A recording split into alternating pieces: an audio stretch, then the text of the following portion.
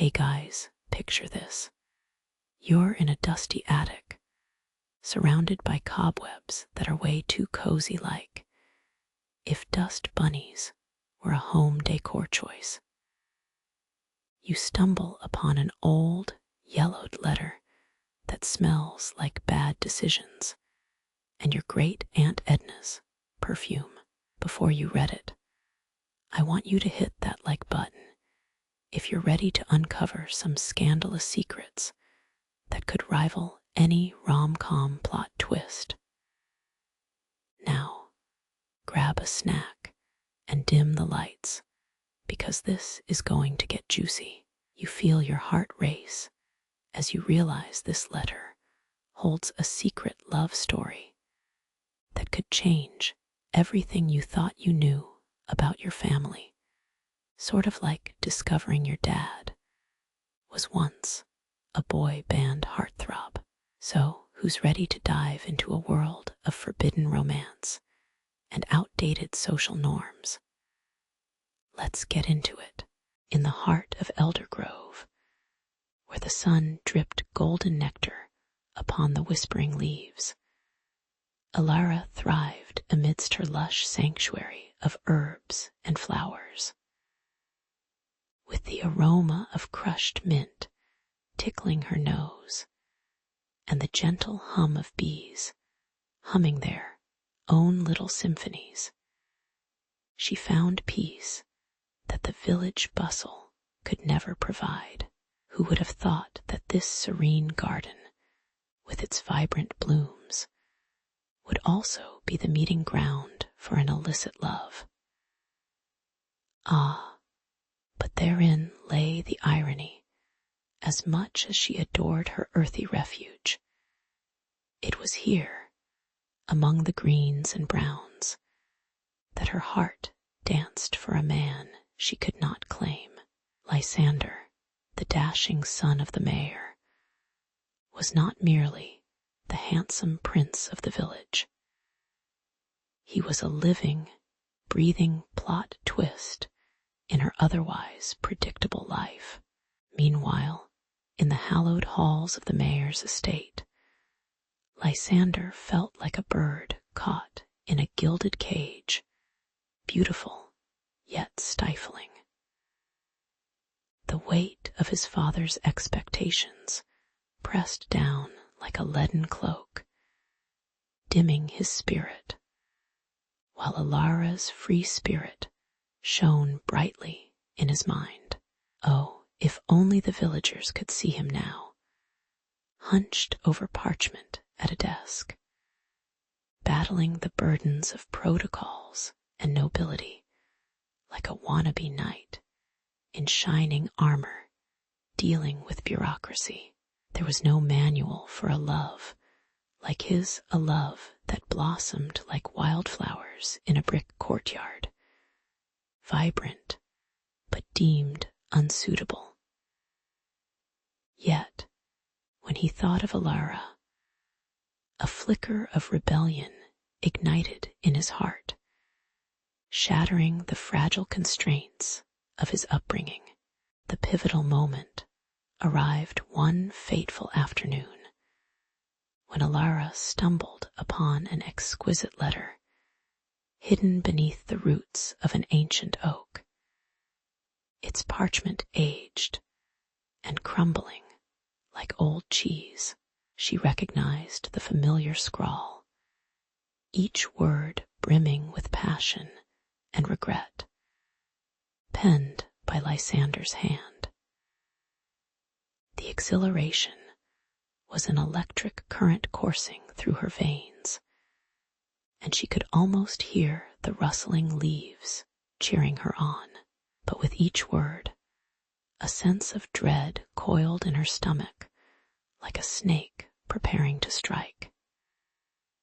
Secrets brewed in the shadows, and this letter was a lit fuse. It breached the walls of their silent pact, igniting hope, yet trailing danger in its wake.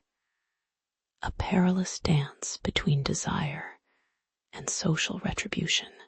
Feeling both exhilarated and terrified, Alara clutched the letter to her chest, like a holy relic that might burn her if she held it too close. Could she dare to pursue a love that society had deemed taboo, like trying to sneak a cat into a dog show? Yet, with the faint sense of honeysuckle and earth swirling around her, she felt emboldened. Life was too short to let customs dictate her heart's rhythm. Little did she know, danger lurked around every corner, with curious eyes lining the streets of Elder Grove. Whispers of scandal drifted through town like smoke signals, and a love letter was the spark that could light the whole village ablaze with gossip and outrage. As Alara and Lysander's unseen bond began to unravel, the stakes grew higher than a medieval tower in Elder Grove's center square. Torn between the intoxicating allure of love and the suffocating grip of his noble duties, Lysander found himself tiptoeing on a tightrope of emotions, each step perilously closer to public fallout. Their secret rendezvous turned into a dance on the edge of a precipice, where one misstep could send them plummeting into the abyss of social disgrace. Still, thrill shot through them like lightning as their hearts thrummed in unison, oblivious to the dangers that loomed in the shadows. For in that small, twisting village, love may very well be the most dangerous game of all. And Alara and Lysander were just getting started. In the heart of the quaint village, as evening curtain lights played on rooftops, Alara found solace in the secret warmth of Lysander's presence. Their connection blossomed like wildflowers in spring, vibrant and alive, leaving a trail of stolen glances and hushed laughter in its wake. Yet, like shadows creeping over sunlit fields, whispers began to pierce through the delicate fabric of their joy.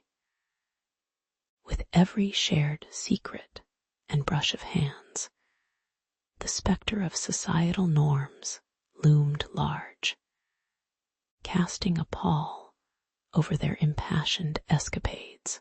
It was as if the fates were playing a cruel game of chess. Every romantic move met with an equally brutal counterplay from the world around them. Alara's heart raced like a runaway stallion when she overheard a snatch of conversation at the market, where gossip ran thicker than porridge on a cold winter's day. "Have you heard? Lysander is to be engaged to the heiress of Fortwick Manor," one villager chattered, her voice laced with the kind of juicy scandal that could split a church congregation in two. The words hit Alara like a bucket of ice water. Suddenly, visions of her cherished moments with Lysander felt impossibly distant, as if they belonged to another life. A wealthy heiress, polished and empire-building, was about to plunge the knife of societal expectation deep into the tender heart of their burgeoning love. It was an uninvited twist in a narrative she had only dreamed of writing alongside her beloved. Frustration bubbled within Alara like a cauldron poised to boil over. as she strolled through the village, with unshed tears burning her eyes, refusing to fall. The scent of fresh bread mingled with the earthy aroma of recent rain, a reminder of comfort in a world that seemed intent on ripping her apart.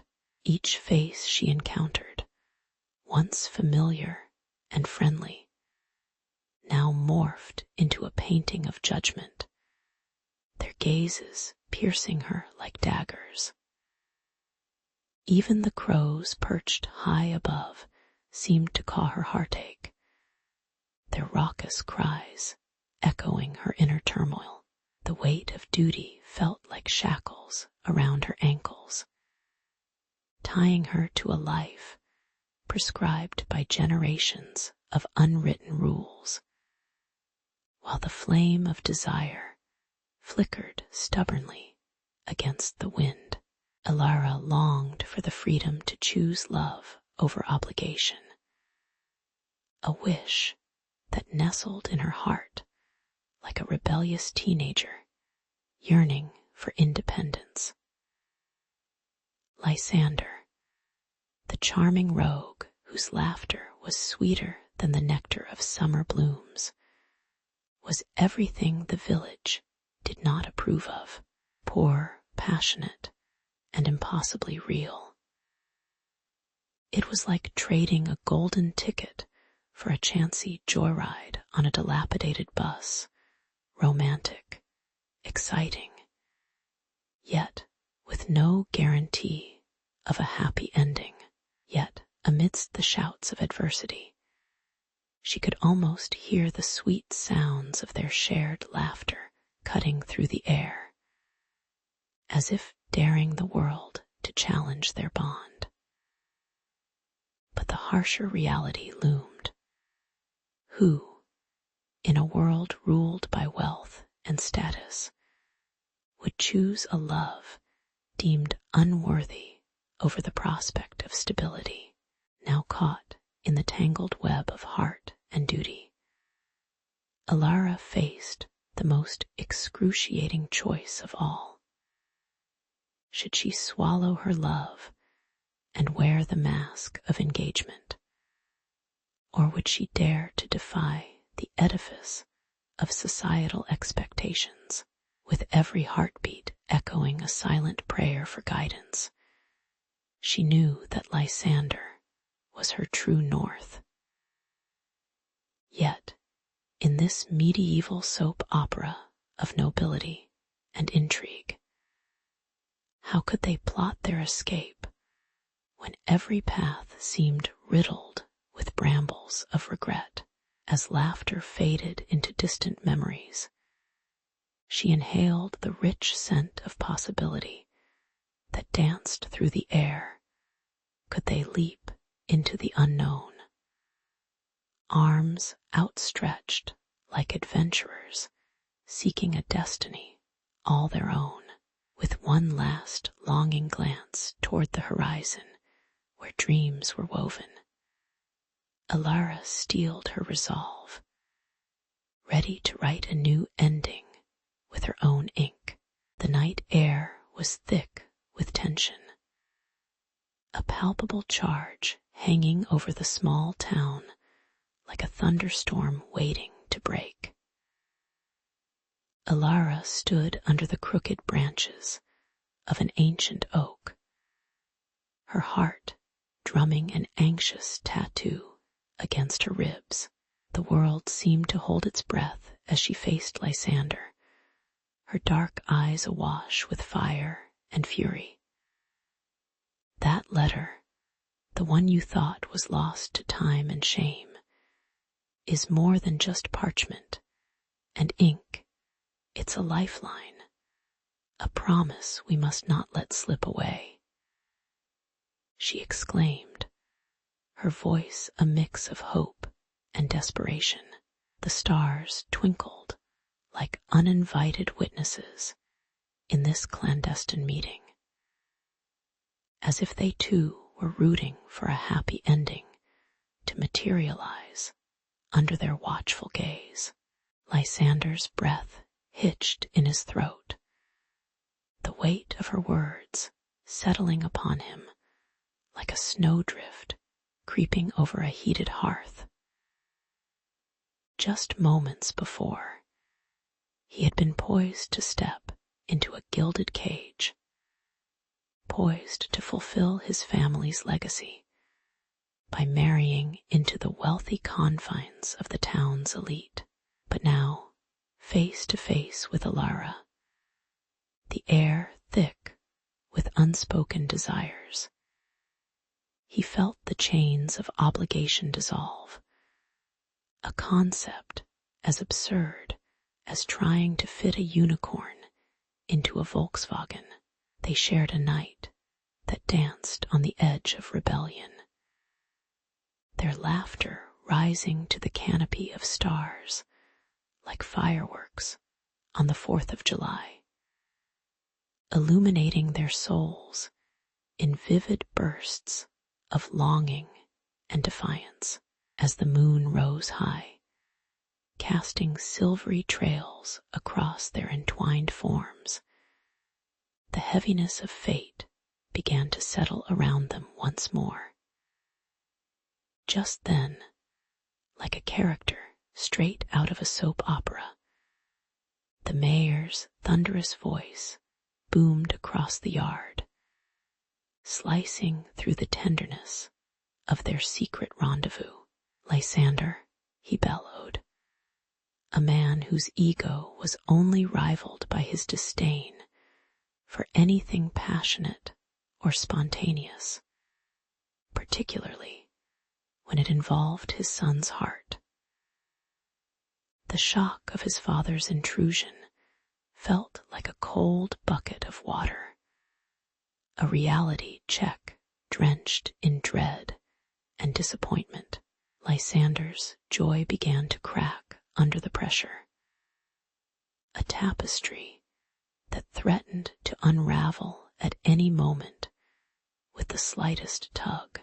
The mayor's threats were calculated and cruel, every word designed to instill doubt in a son caught between the devil and the deep blue sea.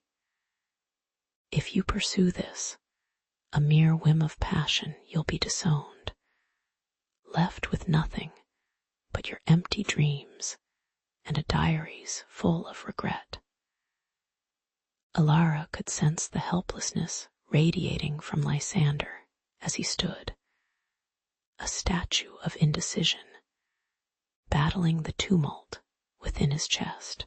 The weight of family loyalty had rarely felt this heavy. It pressed down on his shoulders like a set of old, dusty textbooks, laden with history and expectations. Lysander's heart raced in response to the dilemma, his spirit torn like a favorite t-shirt, one that once fit perfectly, but now felt snug and unyielding. As the final echoes of the mayor's ultimatum receded into the night, Alara reached for Lysander's trembling hand, their fingers intertwining with an electric spark. This moment, charged with melancholy and hope, would either ignite a daring escape or flame out into bitter resignation. "Choose love, not obligation," she whispered, every syllable wrapped in vulnerability, vibrating with the essence of their shared secret. With their hearts unified under the vast universe, they stood poised at the edge of their own destiny, ready to cast their lot against the fates that sought to bind them. And in that whispering night, as the stars bore witness, the future shimmered with possibility, as exhilarating as a roller coaster ride, a thrilling yet terrifying plunge into the unknown. The grand engagement ceremony unfolded in a splendor of colors. Laughter bubbling through the air as villagers adorned in their finest garments gathered in the town square. Bright banners fluttered like excited birds overhead, announcing the union of Lysander, and a prize he would likely not notice as his heart pounded in his chest, not for the anticipated bride, but for Alara, his moonlit enchantress.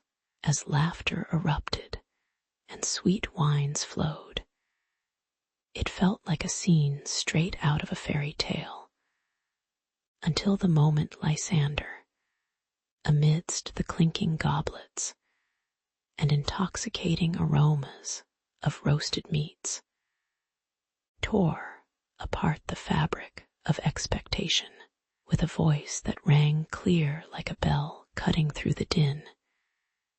He proclaimed his love for Alara, igniting gasps that rippled through the crowd, the turmoil like a gust of wind that sent skirts swirling and hearts racing in disbelief, like a rogue knight shifting the plot. He had defied not just the script written for him, but stoked the fire of a drama that was only beginning to unfold. Chaos erupted like a bubbling cauldron as whispers turned into shouts, accusations swirling around Alara like a tempest.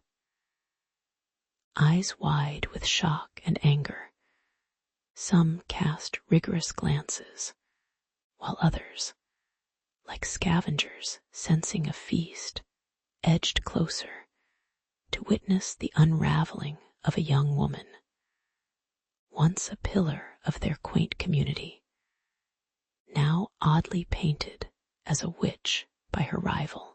The insults hung in the air, thick and suffocating.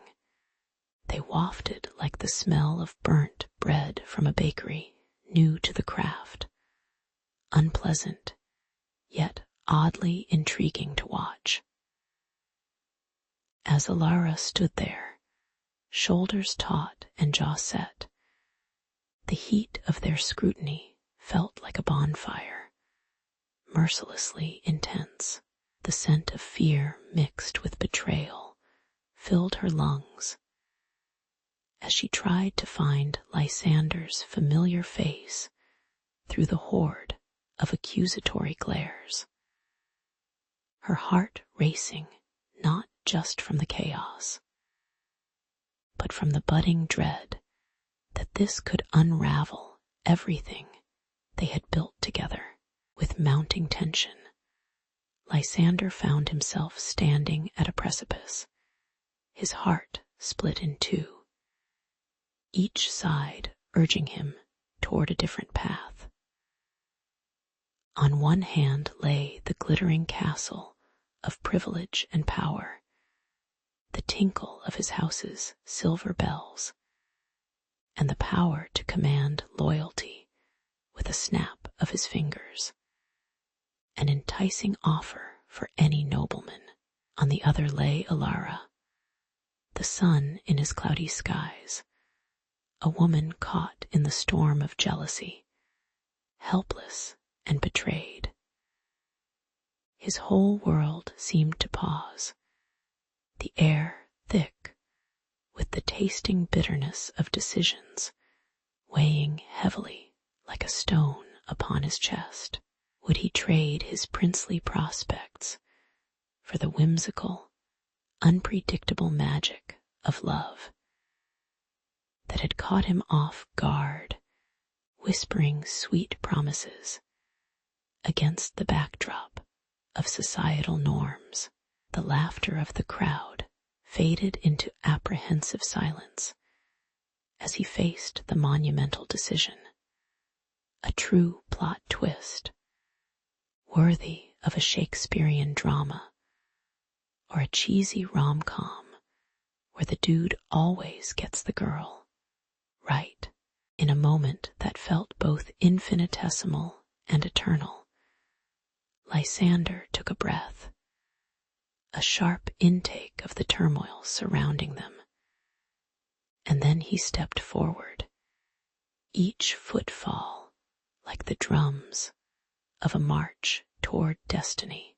I will not forsake her, he declared, his voice loud enough to be heard above the rising tumult, echoing into the hearts of those who doubted the purity of their love. The murmurs that had once boiled around Alara began to simmer, and disbelief turned to astonishment as they processed the depth of his commitment.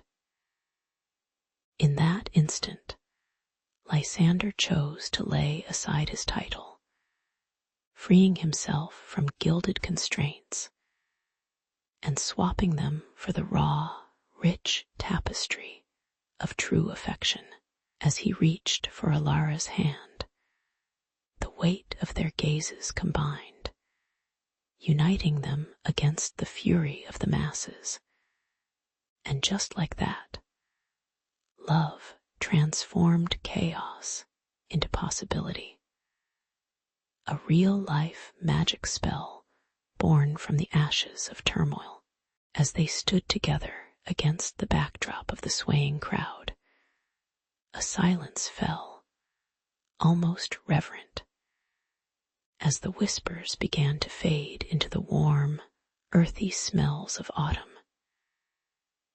It was as if time had decided to pause and take a long, deep breath, allowing them a fleeting moment of serenity amidst the storm.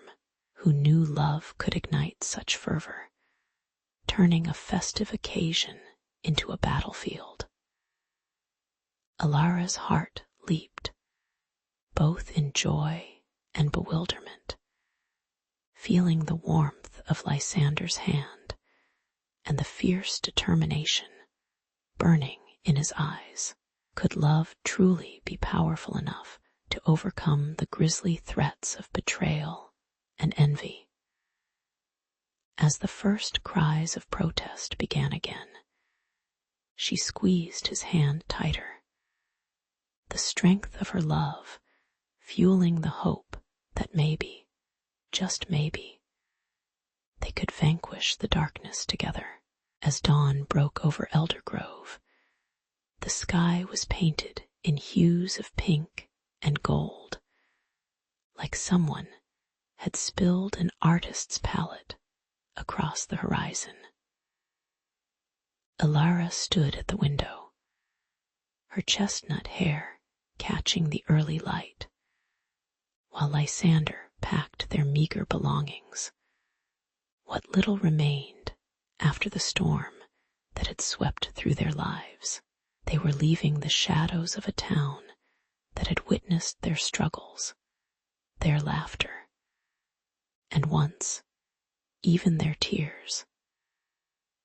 Now it lay behind them like a distant memory, sweet yet haunting, much like that one time a neighbor's cat had knocked over her prized baked goods at the county fair, a disaster in frosting and fur that still made Alara chuckle with disbelief.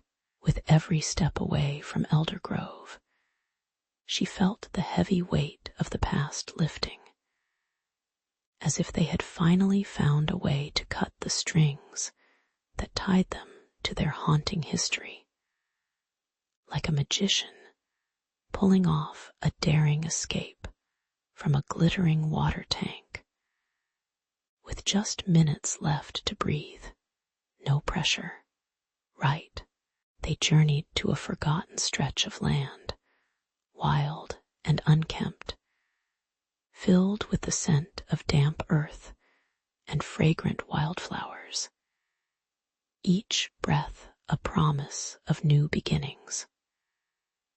Together, they envisioned a sanctuary a haven for the unloved and misunderstood, where feelers could find comfort in shared tales of heartache and hope. Alara's imagination ran rampant like a horse that had just been set free, thumping hooves and wild, flowing monnets, a rare breed of hope that flourished where a flock of sad stories had once taken flight. They decided to name it Havenwood, a place where misfits could gather over steaming cups of cocoa and croissants, swapping tales of woeful breakups and romantic blunders as iconic and cringeworthy as any teen rom-com. Who knew a place dedicated to the broken-hearted could be so sweetly poignant, resembling a fusion of the Breakfast Club and one of those old-timey aid exhibits that gathered dust in the corners of our lives. With calloused hands, Lysander transformed that wild patch into a flourishing refuge. Imagine Bob Ross if he had gone a bit rogue and picked up a chainsaw instead of a paintbrush. The sound of his laughter echoed through the thickets, while Alara planted trees, her fingers digging into the cool, moist earth like a kid building the ultimate mud pie, raking in the satisfaction with every rooted sapling. They coaxed life from the land, drawing in creatures great and small, from rabbits with twitching noses to an eccentric blue jay that seemed to swoop down just to critique their handiwork. Each newly sprouted flower was a symbol not just of the past they were leaving behind, but of the dreams they dared to sow, whimsically blooming, each petal a witness to the liberty of forming something beautiful from heartbreak. They were building not just a sanctuary, but an experience, a destination for the spirit of misfits, miscreants, and let's face it, romantics clumsily adorned with glittery hope. As the first guests arrived, Alara and Lysander peeked out from behind the weathered doors of Havenwood, hearts pounding like a drum, ready for a parade celebrated post-downtown explosion. It was a motley group, with tales so varied they could have woven a tapestry thick enough to drape over any cast of quirky characters. You had the broken-hearted poet clutching crumpled sonnets, a philosopher who seemed to have found love only in his expansive collection of vintage books, and a couple who welcomed stormy weather with open arms. They gathered under a canopy of stars and string lights, the flickering kind that whispered secrets in a language only the night understood, over cheese boards that threatened to topple under the weight of assorted emotions. Between mouthfuls of laughter and the clinking of mismatched cups, Lysander and Alara shared their own story, a heartfelt comedy of errors that turned into a fairy tale with a touch of mischief. The letter that had once been their anchor in despair now sat in an ornate frame, a quirky reminder that true love sometimes arrives with crooked edges and bewildering tangents. A bit like a rom-com blooper reel, left rolling after the credits as the sun set each day and the glow from Havenwood spilled into the evening, Alara couldn't help but acknowledge how far they had come. Their sanctuary became a beacon, like the lighthouse on the cusp of a treacherous cliff, but without an ominous foghorn warning away love-struck sailors guiding the lost and the weary home. Each smile exchanged, every yawn after a long day, and the warmth from shared stories stitched together, a patchwork quilt of community in which everyone played a starring role. Through trials and tribulations, the letter morphed into more than a mere piece of paper. It was now a symbol of resilience, palatable, like homemade pie baked fresh from the oven, soothing and savory, with an irresistible story folded inside. They created not just a place, but a movement, a reminder that when we gather to embrace our broken pieces, somewhere, somehow, amidst the shared chaos and laughter, we can rediscover the joy of love that never truly leaves. In the splendid kingdom of Eldoria, where golden tapestries danced in the breeze like joyous spirits, an invitation flittered through the air, wrapped in an air of majesty. The royal ball at the palace was a spectacle to behold, filled with the promise of elegant gowns swishing and the mingling sounds of laughter and clinking goblets echoing through the marble halls, the whispers of anticipation carried on the currents of sweet perfume and fragrant florals. Yet, amid the revelry, one sentiment simmered with quiet intensity, the longing gaze of Sir Aidan, a noble knight sworn to protect his realm, where every heartbeat seemed to thrum with unspoken words for the captivating Princess Alara. Like a scene pulled from a romance novel, his heart felt the weight of both duty and desire, twirling around his chest as tightly as a corset on a ballroom dance floor. As preparations unfolded for the grand ball, laughter rang out, punctuated by the sizzling sounds of kitchen fires and the clattering of crystal goblets being polished, until they sparkled like the stars above.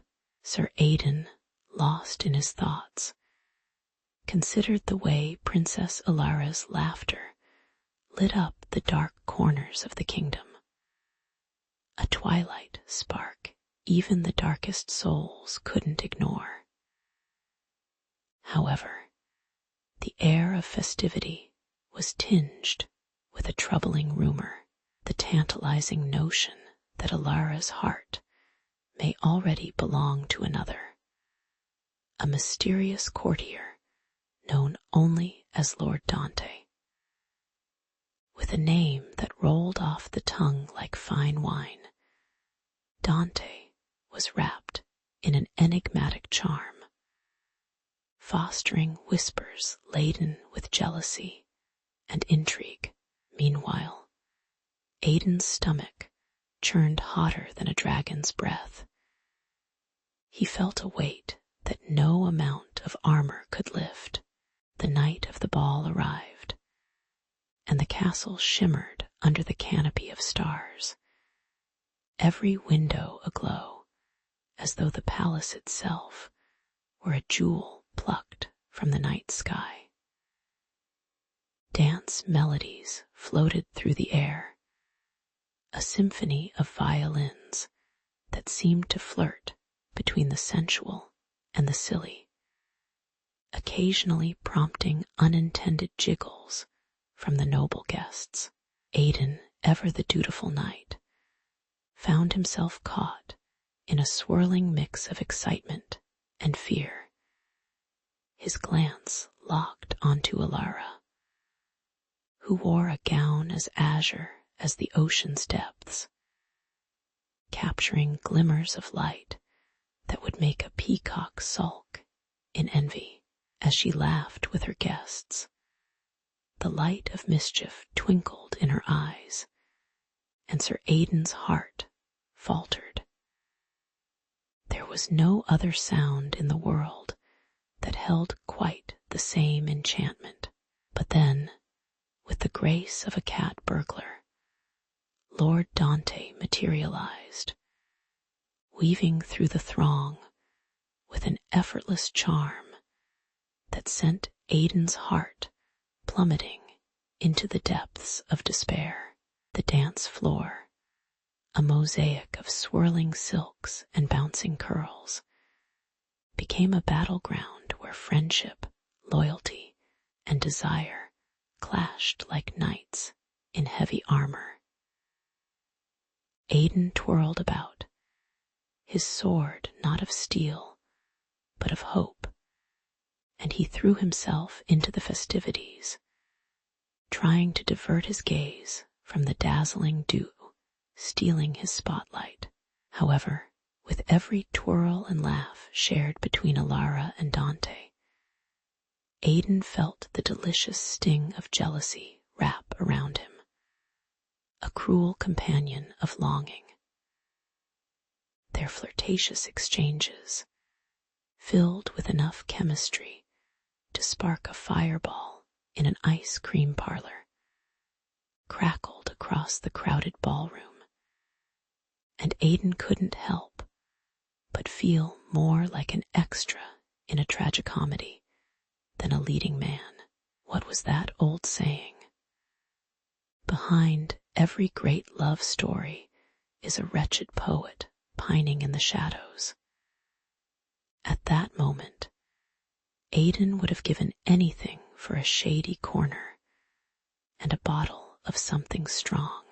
Yet, beneath the layer of sparkle and veneer that adorned the ball, an undercurrent of tension flowed like a hidden river, threatening to unearth secrets that could shake the very foundations of the kingdom. Whispers flew through the glittering crowd like mischievous sprites, hinting at romances that twisted and turned like careless silk threads in the tapestry of court life. And as Aidan watched from the sidelines, he understood that the royal invitation was not merely a call to dance and drink, but a summons that would inevitably unravel the elaborate threads of loyalty, love, and perhaps betrayal. The figures on the dance floor became mere pawns in a much larger game, where the stakes were not just power or status, but the hearts of those who walked the cunning tightrope of courtly love.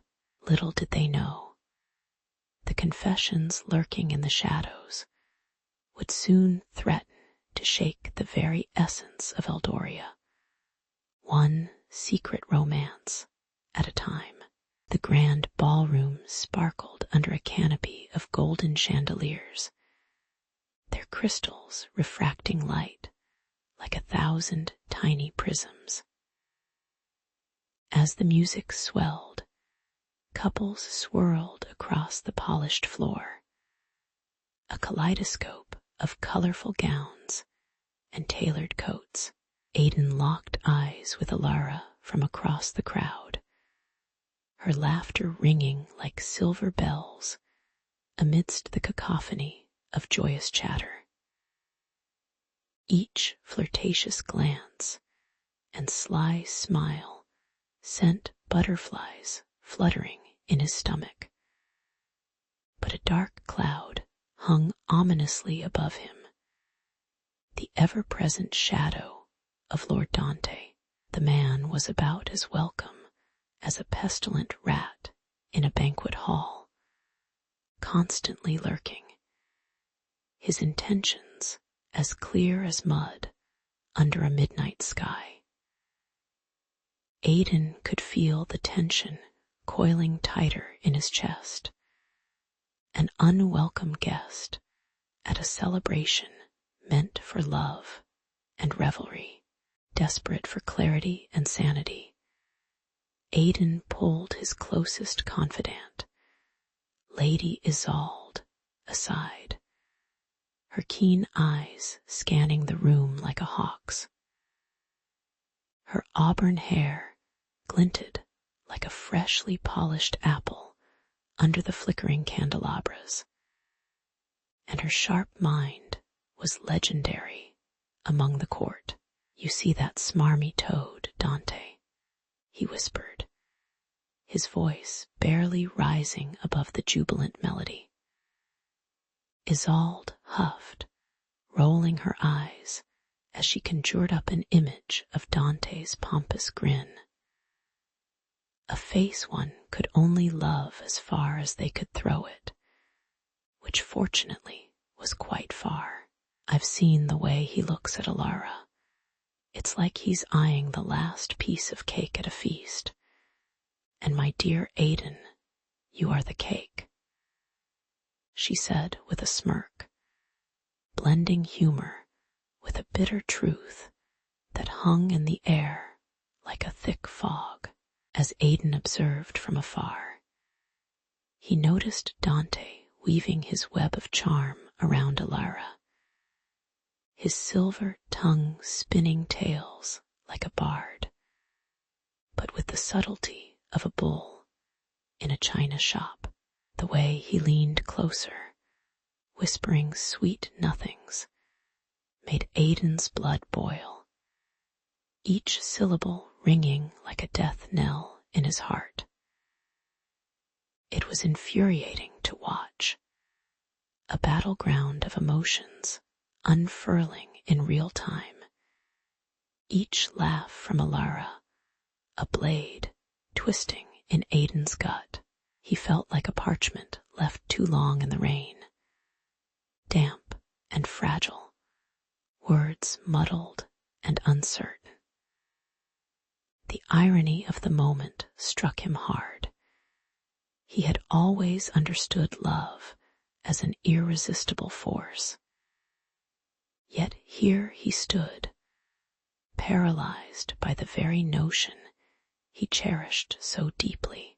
Aidan's heart wrestled with fear, loyalty wrestling with the pit of jealousy that settled like stone in his stomach. The air thickened with tension as Aidan weighed his options. A king considering whether to play his last card in a game of chess. Would confronting Daunt be a gamble worth taking, or would it merely send him spiraling into a royal dumpster fire? Aidan took a deep breath, the sweet scent of roses mingling with a hint of sweat from the crowded ballroom. An olfactory cocktail that would put any cocktail party to shame. To love is to dare, he thought, as he imagined finally claiming Alara in front of all their peers, declaring her as his with a flourish fit for the stage of Shakespeare. Yet the shadows of doubt crept in uninvited, whispering of betrayal, mistrust, and just how charming a rogue like Dante could be. The heart may be willing, but Aidan's resolve felt like a souffle before an audience, beautiful, but liable to collapse at any moment. With a newfound shimmer of determination, Aidan straightened his shoulders, prepared to either face Dante or embarrass himself spectacularly. He glanced one last time at Alara, the radiant vision who ignited a fire in him brighter than the chandeliers overhead. And that spark was what pushed him into the fray. As he strode across the polished marble floor, he could almost hear the ominous scores from a suspense film building with each step. Here we go, folks. A showdown that could make or break a kingdom. He thought wryly as he approached his rival, ready to barge into this duet with a single bass note of his own. The atmosphere crackled with unspoken tension, a dramatic play unfolding under the very noses of the oblivious nobles. Aidan may have been a mere pawn in their courtly game, but tonight he felt heroic, ready to flip the script, or at least toss a cherry bomb into the mix. In the hushed embrace of the moonlit gardens, where the silver glow danced upon dew-kissed petals, Alara wandered, half lost in her thoughts. The sweet scent of jasmine lingered, intoxicating the air as she leaned against the gnarled trunk of an ancient oak. Aidan, her heart's desire, stood close, his presence an electric charge that crackled through the night. With every glance, every laugh, their bond deepened, wrapping around them like the tendrils of ivy that clung to the garden walls. Little did she know, the confession that danced on her lips was destined to break like a dam, unleashing the flood of her hidden emotions into the cool night air, bewildering as a reality show reveal party gone awry. As the words slipped from her tongue, suffused with longing and breathless vulnerability, the world fell away. Aidan, she began, heart racing like a steed upon the road. But before she could declare her love, a shadow erupted from the darkness.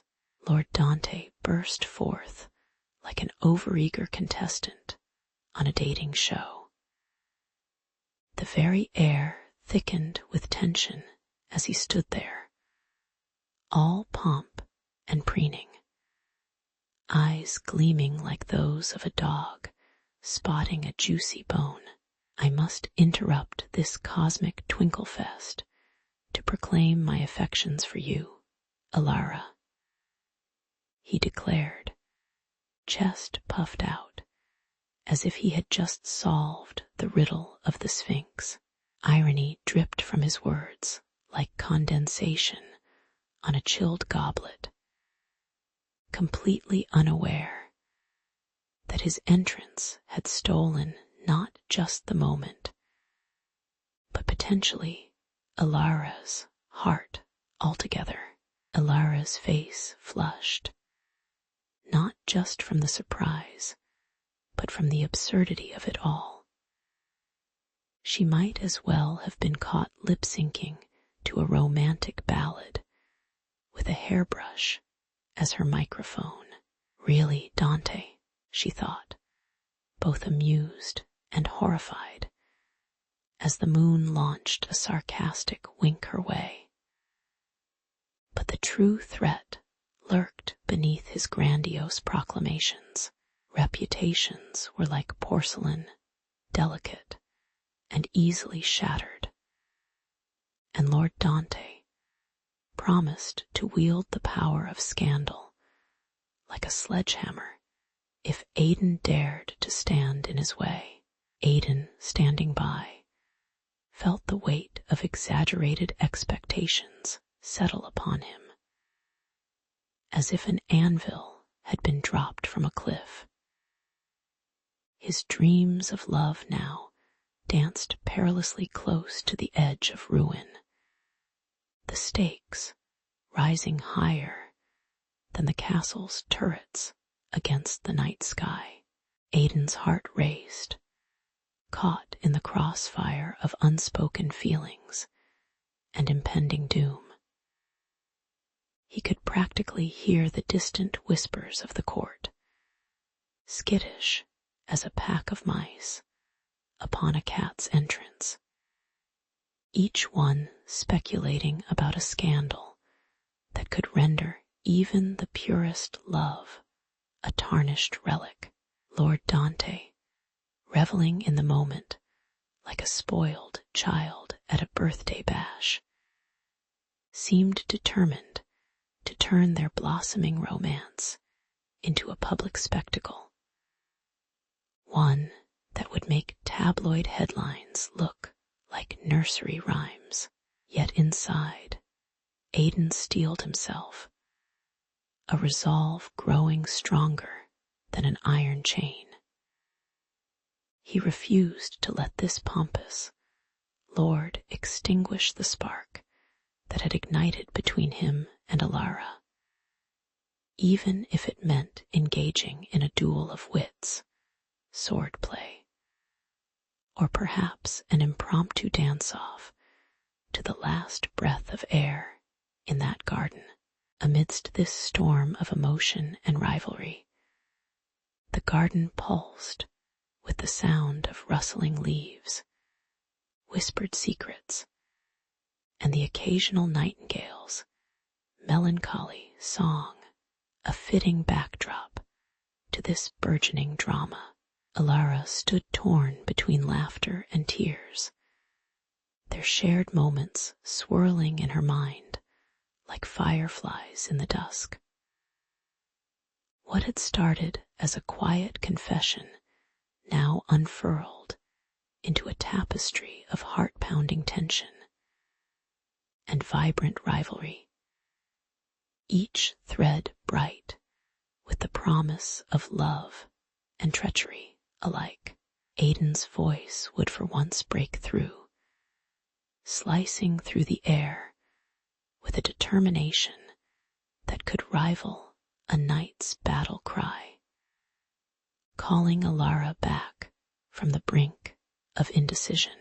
And as they faced this chaos together, laughter mingled with passion, each heartbeat reverberating like the drum roll of fate, daring them to gamble on love amidst the court's watchful eyes.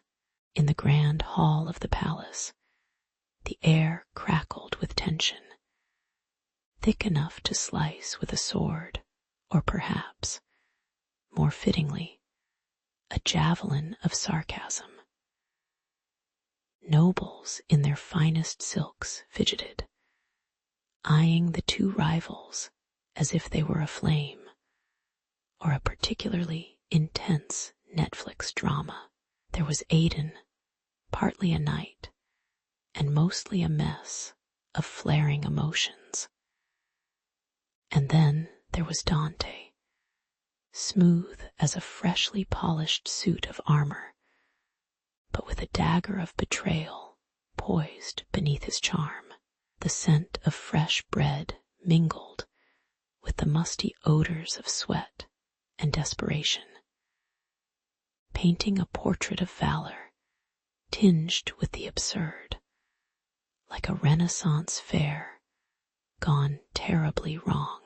Each noble whispered rumors like they were trading baseball cards, hoping the spectacle would be worth more than their investments in boredom for the day. The sun blazed overhead, a golden eye glaring down as Aiden stood firm, drawing his sword like a magician, unveiling his final trick. It glinted ominously, showcasing his determination as he glanced at Alara, her eyes a storm of uncertainty and fierce hope. Each heartbeat echoed like a war drum in his chest, resonating with the depth of their love. A truth so radiant it felt like a beacon against the dark clouds of jealousy. As the knights gathered for the duel, a cacophony of clanging steel and hollers erupted, and it felt like the world outside twisted into a 90s action movie, something between a gladiatorial fight and a particularly enthusiastic episode of Game of Thrones. Sans the dragons, of course. Yet here was Aiden, entrenched in this battleground, fighting not just for honor, but for the tender romance tucked away in the shadows of royal courts, making it all the more disheartening that it had led to this blood-stained stage. The clash of swords rang through the hall, creating a symphony of chaos that echoed within the marble walls. It was a vivid tapestry of fury spun by skilled hands, where iron met iron with a fierce crack, sending sparks flying like fireworks, celebrating the 4th of July. Each swing and parry uncorked an anguish that had been simmering in the heart of the kingdom. Aiden felt the grit of the dusty floor beneath his feet, the taste of iron in his mouth mingling with adrenaline as he recalled Alara's laughter, the way her hair danced like sunlight on water, and how those moments felt almost worth fighting the devil himself. And there he stood, embodying both courage and folly, a romantic hero brewed from the finest blend of invincible spirit and naive idealism, completely oblivious that love in royal courts often ended with shards of broken hearts littering the ground. As the duel reached its fevered climax, Aiden's muscles screamed with exertion, and a raw sense of urgency propelled him forth like an electric charge. With one final, desperate lunge, he brought his sword down, stunning Dante and claiming the victory amidst a shocked hush that fell over the crowd, as if someone had hit pause on the universe. Cheers erupted, a clamor of jubilation crashing against the walls like a tidal wave, but they seemed to wash over Aiden in an unsettling way. He had won, yes, but the victorious heft felt curdled, like milk left out on a summer's day, when all he wanted was to bake a victory cake. As if on cue, Alara rushed to him amidst the throng, her eyes wide with a mixture of pride and fear. And Aiden realized that the journey to love often waded through rivers of pain, leaving footprints that may never wash away completely.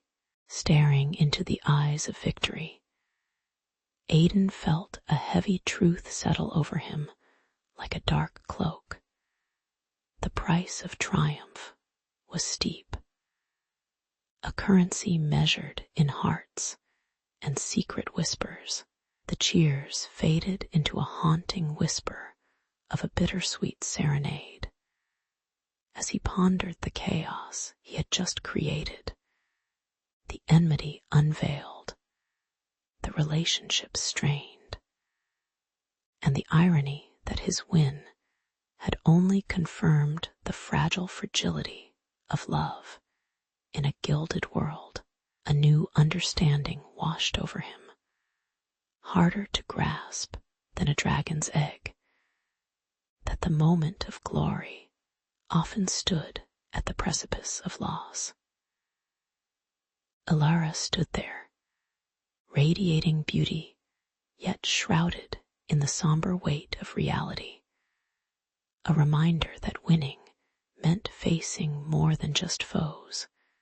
With love comes sacrifice, an unending dance between heart fires and the icy grip of deception. And so, under the glittering chandeliers of victory, Aiden vowed to treasure their love while navigating the labyrinthine courts of his heart and the kingdom. Still uncertain if he'd come out clean or covered in royal muck. Picture, if you will, the grand hall of Elysium Castle, aglow with flickering torches, casting dancing shadows upon the stone walls. A heavy tension clung to the air, thick enough to cut with a sword, as Elara stepped forward, her heart pounding a wild rhythm against her chest. In that moment, amidst the whispers and glances that ricocheted through the court like arrows, she drew a deep breath, the faint scent of wax and polished wood filling her lungs, and declared her love for Aiden. A collective gasp rippled through the gathering, a cacophony of delighted gasps and strangled chortles. Who said that the court was devoid of romance? Here was a tale that made for the best gossip of the season, a love forged in the chaos of blood and betrayal, straight out of a bard's good graces, and perhaps a rom-com script from Hollywood's finest. With those words hanging in the air like an intoxicating spell, Elara and Aiden felt an exhilarating surge of hope and defiance. Their hands intertwined, they faced not just the watchful court, but the shadows of deceit left by the treacherous Dante, the dark puppeteer behind the scenes. The smell of smoke from extinguished torches lingered in the air, a stark reminder of the duel they had just survived, a battle where swords clashed and shards of loyalty were tested. Yet amid that clamor, their hearts sung a different tune, a harmony that drowned out the court's less than pleasant murmurs. Aiden grinned, a boyish twinkle in his eyes, matching the fierce resolve in Elara. Together, they would strip the masks from Dante's deceitful face. Knots of secrecy intertwined in the grand tapestry of the kingdom, as whispers of scandal morphed into celebratory cheers. The couple's unity became a beacon of hope at a time when the kingdom was shrouded in darkness. Their secret romance, once hidden like an unsung song in the depths of a lute, now blossomed into an anthem of rebellion against tyranny.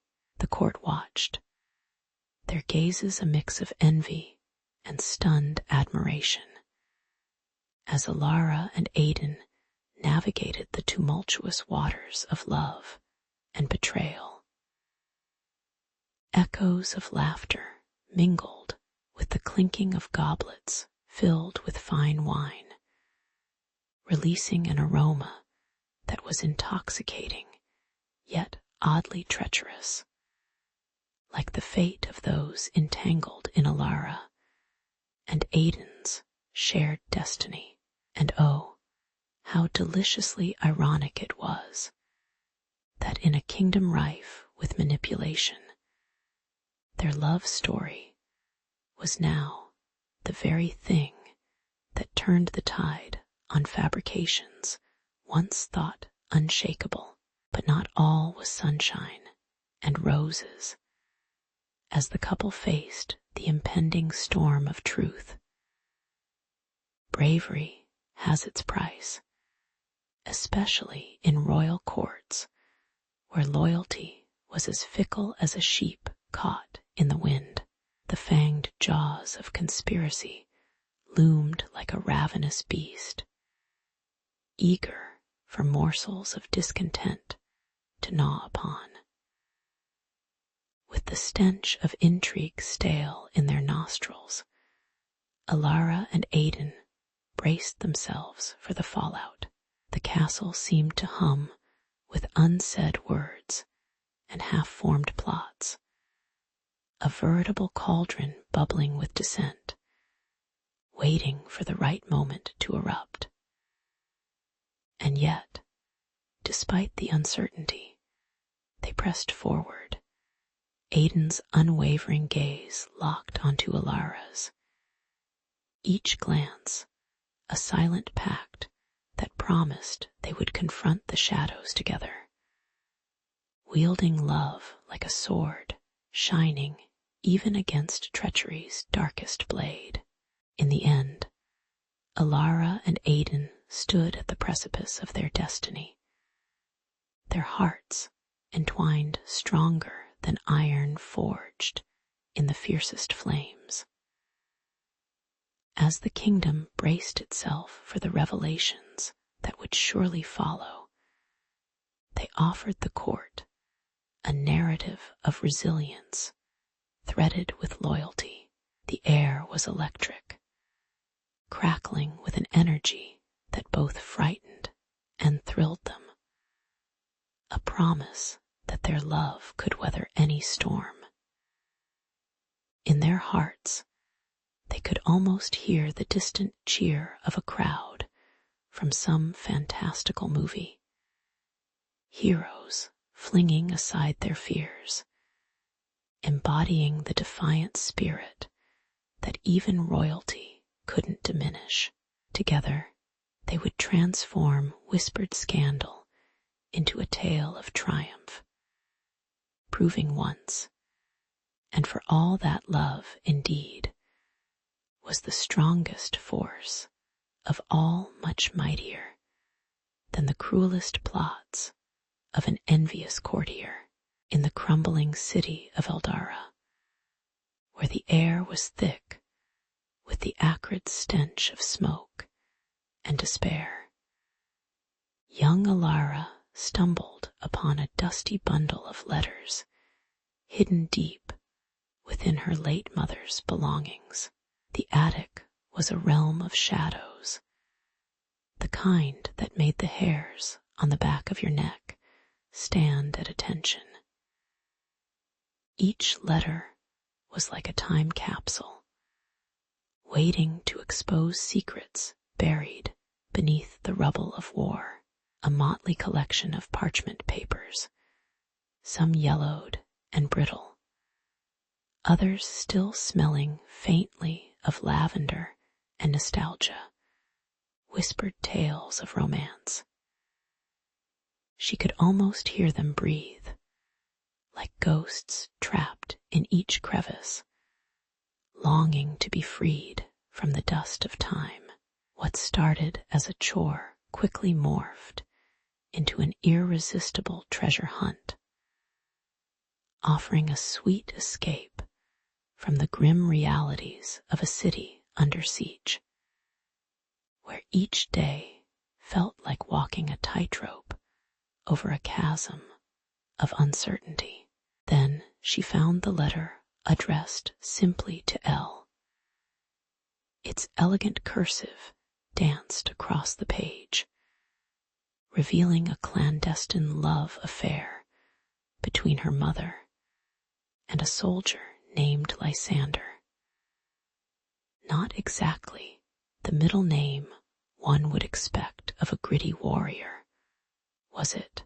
The ink flowed with passion, recounting walks under starlit skies and whispered promises made in the sacred quietude of the night. The words dripped with a bittersweet nectar, mingling joy and heartbreak like the aroma of fresh-baked bread wafting through a war-ravaged cafe. Alara's pulse quickened with each sentence, her heart pounding like a drum in a battleground, caught between the allure of this newfound knowledge and the pangs of duty to a society demanding loyalty over love. In a world that seemed to turn its back on softness and vulnerability, how was she, a mere girl, to reconcile her newfound understanding with the expectations that weighed down like the heavy boots of soldiers marching to war? As she pored over the letters, Alara felt a swirl of emotions rise within her: the joy of discovery, the sorrow of her mother's hidden past, and, dare she admit, envy for the life her mother had led before the war rendered choices into mere fantasies. What was a girl to do with such revelations? Imagine her mother, a beacon of strength and duty, issuing the same quiet resilience with which Alara faced daily ration cards and roving bands of soldiers. The irony hit her like a misfired cannon. Here her mother had loved fiercely, yet managed to uphold a facade of brave stoicism for her family amid the chaos. In that attic, with every letter she read, Alara began crafting a silent rebellion against the suffocating expectations that nearly smothered her spirit, like trying to breathe underwater in a sea of duty. Alara's heart thumped like a distant war drum as she leaned against the crumbling stone wall of her home. The faint scent of burning wood wafting through the air mingled with the stench of desperation that hung thick in the war-torn town. The stories of Lysander, the dashing soldier cloaked in heroic tales, twisted and turned in her mind like a river caught in an unexpected storm. A handsome face, a courageous heart, and yet shackled by the heavy hand of societal expectations. He had buried his love deeper than any hidden cache of weapons. In her quiet hours, Alara pondered this paradox, just as one might ponder a treacherous path strewn with rose petals, sharp thorns lurking beneath the surface. What does love cost when duty reigns supreme? She mused, her thoughts echoing in the empty corners of her heart, yearning for answers that danced just out of reach. Meanwhile, the sound of Aaron's laughter rattled through Alara's memory like a mischievous imp. He was a local warrior, strong and true, with a spirit as fierce as the rising sun. Yet all she could think of was the unseen bond between him and her heart.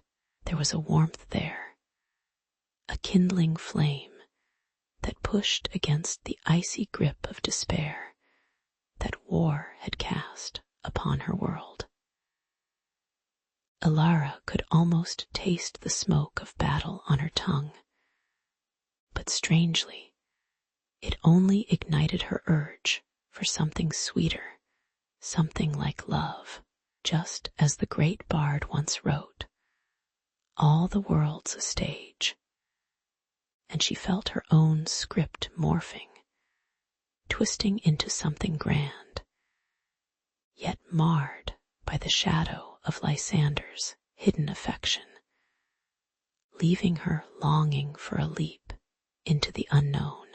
The fateful decision echoed in her mind like a clanging bell. Seek out Lysander, the secret keeper of bygone hearts, and perhaps learn the truth of her mother's clandestine choices. The air became thick with determination, the tang of iron clashing in the recesses of her resolve, as she prepared to venture into enemy territory, a dangerous escapade that would make even Indiana Jones raise an eyebrow. With the weight of the forbidden letter clutched tightly in her hands, Alara donned a disheveled cloak, the fabric whispering secrets only the wind could understand. Every rustle and clank of her equipment felt like a loud confession in the stillness of the night. She breathed in the cool evening air, scented with the promise of adventure and the rustle of leaves, each step pulling her closer to a fate unknown. With the moon as her only ally, Alara wove through patterns of shadows, the world around her transformed into an eerie pantomime of lost souls and whispered hopes. The distant echo of drums signaled a nearby army's night practice, their fierce yelling and clashing swords resonating in her chest like thunder. Each heartbeat was a reminder of her fragile humanity amidst the brutality of war, a gory canvas where love was a painting too risky to take a chance on. She couldn't shake the bitter irony. Why was it that love became a casualty of battle, tattered like an overused flag? As she picked her way closer to the enemy camp, her pulse racing like a thief in the night, Alara felt the line between bravery and folly blur into a single, joyous leap that could very well end in heartbreak or wonder. And there, in the depths of the enemy's domain, with her breath hitching in her throat, Alara finally saw him. Lysander, the brave enigma, bathed in the flickering light of their campfires, his face hauntingly familiar, and yet foreign, a living testament of a heart trapped by its quest for honor. The weight of the letter felt like a tangible ghost, a spectral guide tugging her closer as emotions swirled fear like bitter ash, hope like sweet nectar, and an indescribable yearning that twisted her insides like a pretzel at an old carnival. The revelation struck her with the force of a cannonball.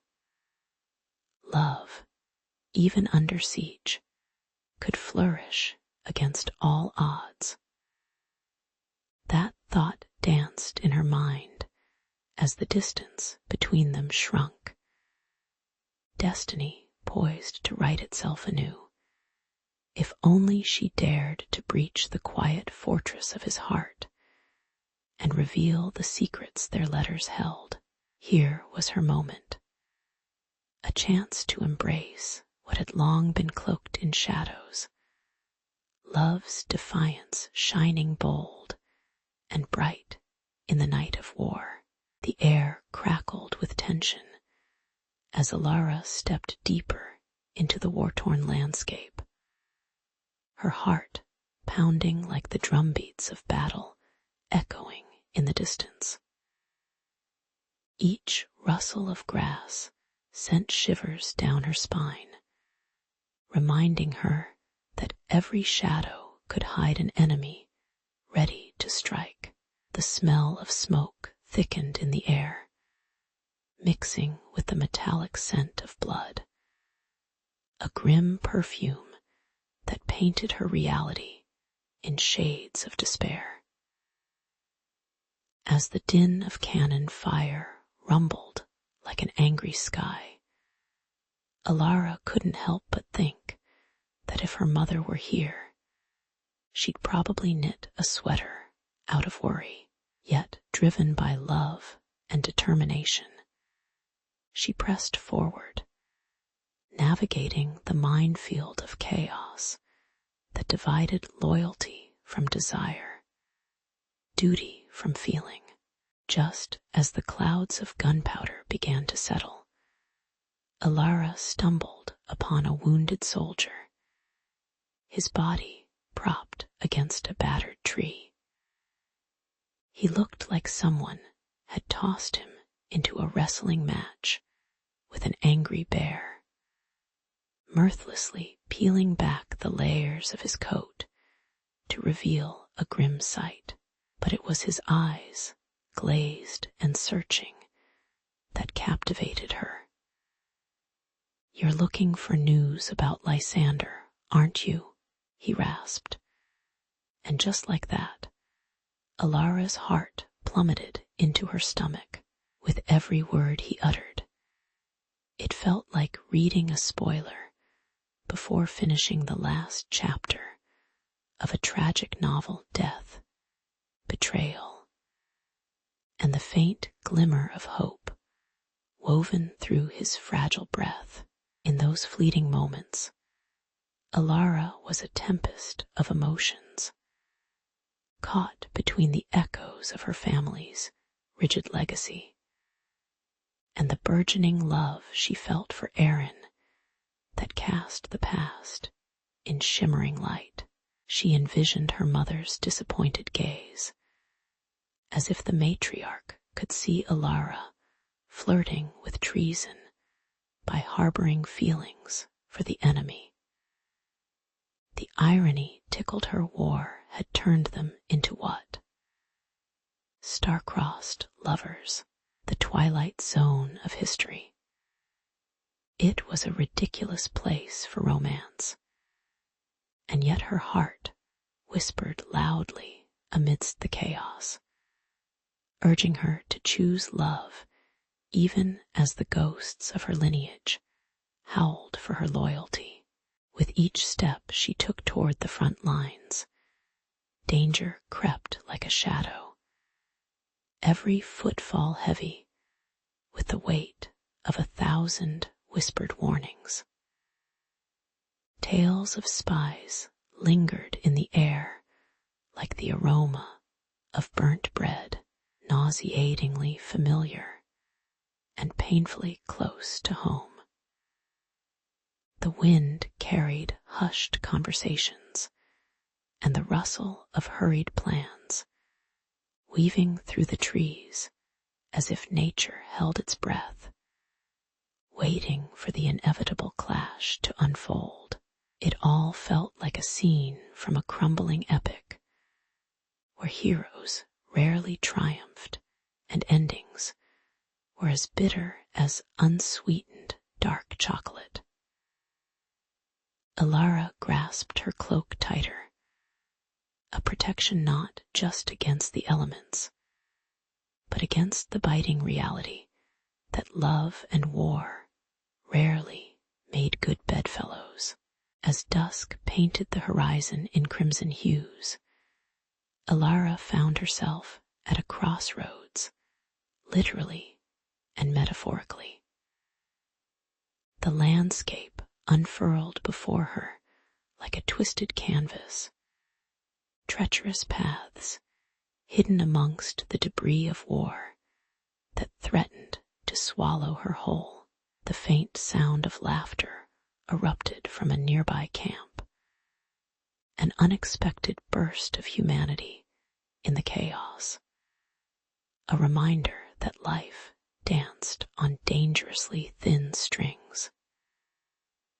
In that moment, amidst the suffering and sacrifice, Alara realized duty was only as heavy as one made it.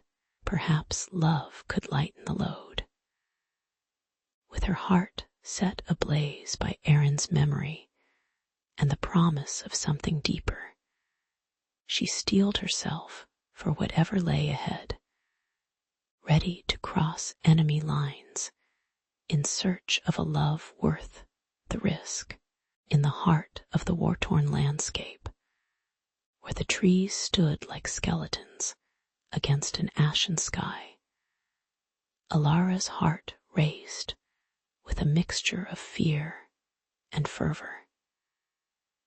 She zigzagged through the jagged remnants of battle, her breath hitching at every rustle of the wind, fearing it might carry bad news instead of her fervent hope.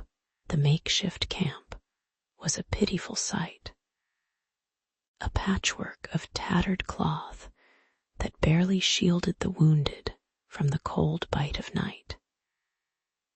Yet, amidst this disarray, there he was Lysander, nestled among the remnants of survival, awash in the pale light of a flickering lantern. His grim form was a canvas of bruises and bandages, but his eyes sparkled with a warmth that made the world outside momentarily fade away. Like an old sitcom laugh track, softening a harsh reality, Alara knelt beside him, her fingers trembling as she pressed the forbidden letter into his calloused hand. It was as if time folded in on itself, wrapping them in a bittersweet moment where dreams danced just out of reach. Memories of stolen afternoons spent beneath blooming cherry blossoms, crafting grand plans that now seemed like dusty relics. "Do you remember the bakery on Willow Street?" she asked, her voice barely above a whisper, filled with laughter and longing.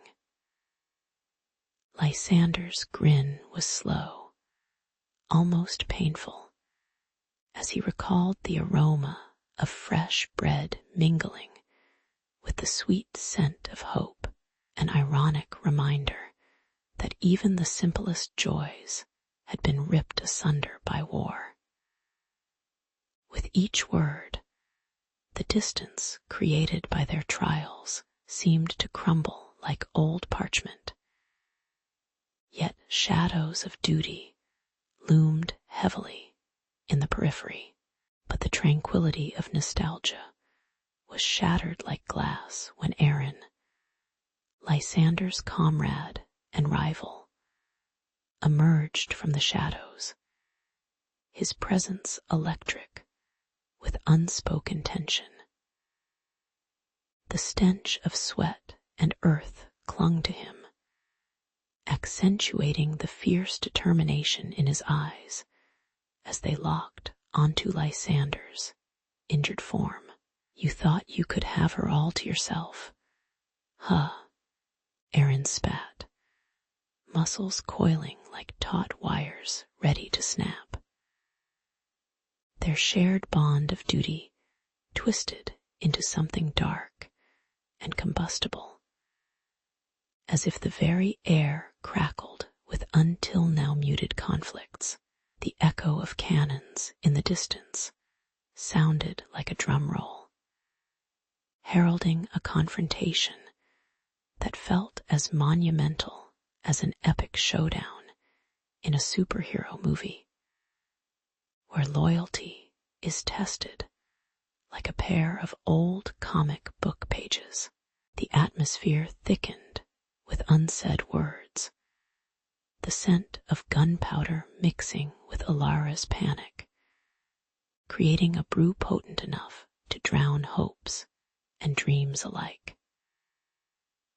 As tempers flared and voices escalated, the sounds of clashing ideals resonated louder than the distant war, duty versus desire, sacrifice versus love. Alara begged them to stop, her voice cutting through the tension like a knife through butter. But this was a battlefield of the heart, and reason had retreated into a dark corner. Each man stood poised to fight, their postures mirroring a tense standoff in a classic spaghetti western, where a single tumbleweed could change the course of history. And as hearts thundered louder than cannons, choices hung in the air, heavy and pulsating, ripe with the potential for either tragic loss or life-affirming victory. In that fraught moment, Alara could feel the weight of their decisions, shaping the very fabric of their lives, like a historical twist in a Shakespearean play. 1,000 futures flashed before her, each one a thread unraveling the delicate tapestry of their shared past. Would Lysander cling to duty, sacrificing his own happiness for the sake of his country? Or would Aaron step aside to honor a love that had always been more than just a battle cry? The tension shifted like the tide, and one could almost hear the thrum of fate's drum, prompting action in that war-torn theater masked as a makeshift camp. With her hands trembling, not knowing if she was steering them toward salvation or destruction, Alara stepped forward, ready to break the chains of conflict and weave a new destiny amidst the ruins. The rumble of distant artillery felt like a grudging drumbeat in the back of Alara's mind, underscoring the turmoil of a world bathed in conflict. The acrid scent of smoky embers mixed with the sweet remembrance of her mother's letters, a poignant reminder of love stitched together amidst the carnage. Each word was a thread drawing Alara closer to the legacy of the woman who dared to love in the shadows, facing the harsh gaze of a society bound by duty. Determined not to be swept away by the tides of war, she planted her feet firmly in the soil of compassion, ready to cultivate a garden of understanding amid the ruins. I can't play the ghost of my mother forever, she thought, a wry smile creeping up as she imagined herself in a spangled superhero cape. No, Alara was no sidekick. She was the hero of her own saga now, as the sun dipped below the horizon, casting a fiery glow that rivaled a dystopian movie set. Alara set forth on her mission to collect the stories of those whose hearts had dared to dance dangerously close to the flames of forbidden love. She wandered the street markets, where vendors shouted their wares with the fervor of love-struck poets, their voices blending into a symphony of life amidst chaos. With each letter she gathered, tales surged forward, tales of secret rendezvous under the pallid moonlight. Hands clasped tightly, as if sharing an oath against the world. The laughter that punctuated those memories brought warmth to her chest, a stark contrast to the chill of the wind that whipped through the streets. Love is not a casualty of war, it is a rebellion, she declared in her mind, her voice igniting a spark of courage within her melting heart. Yet the weight of choice pressed down on her shoulders like a thick woolen blanket in summer, suffocating rather than comforting. Alara stood at a crossroads, not of roads paved with cobblestones, but of emotions tangled in the web of duty and desire. Lysander and Erin, both etched firmly in her soul. On one hand, the steadfast Lysander embodied loyalty and resilience, an anchor in a stormy sea. On the other, Erin's passionate spirit danced like fireflies on a warm summer's night, alive and vibrant, yet fleeting. In a moment of clarity tinged with irony, she realized she didn't have to choose. A true complexity of love could embrace both passions without succumbing to the confines of traditional narratives. Alara would craft a story as wild and unpredictable as the winds that roared through war-torn lands. Time, that relentless tempter, drew its breath into Alara's new life as a teacher and healer, her spirit a beacon of hope in a landscape ravaged by despair. Her classroom buzzed like a beehive, filled with children's laughter, sticky fingers, and unrestrained dreams bursting forth like dandelions through cracks in pavement. The air around her shimmered with possibility. Each lesson a fragile seed planted in the hearts of young minds, blossoming into kind words and understanding, a delightful irony, given how adults had often forgotten the art of kindness amidst the battlefield chaos.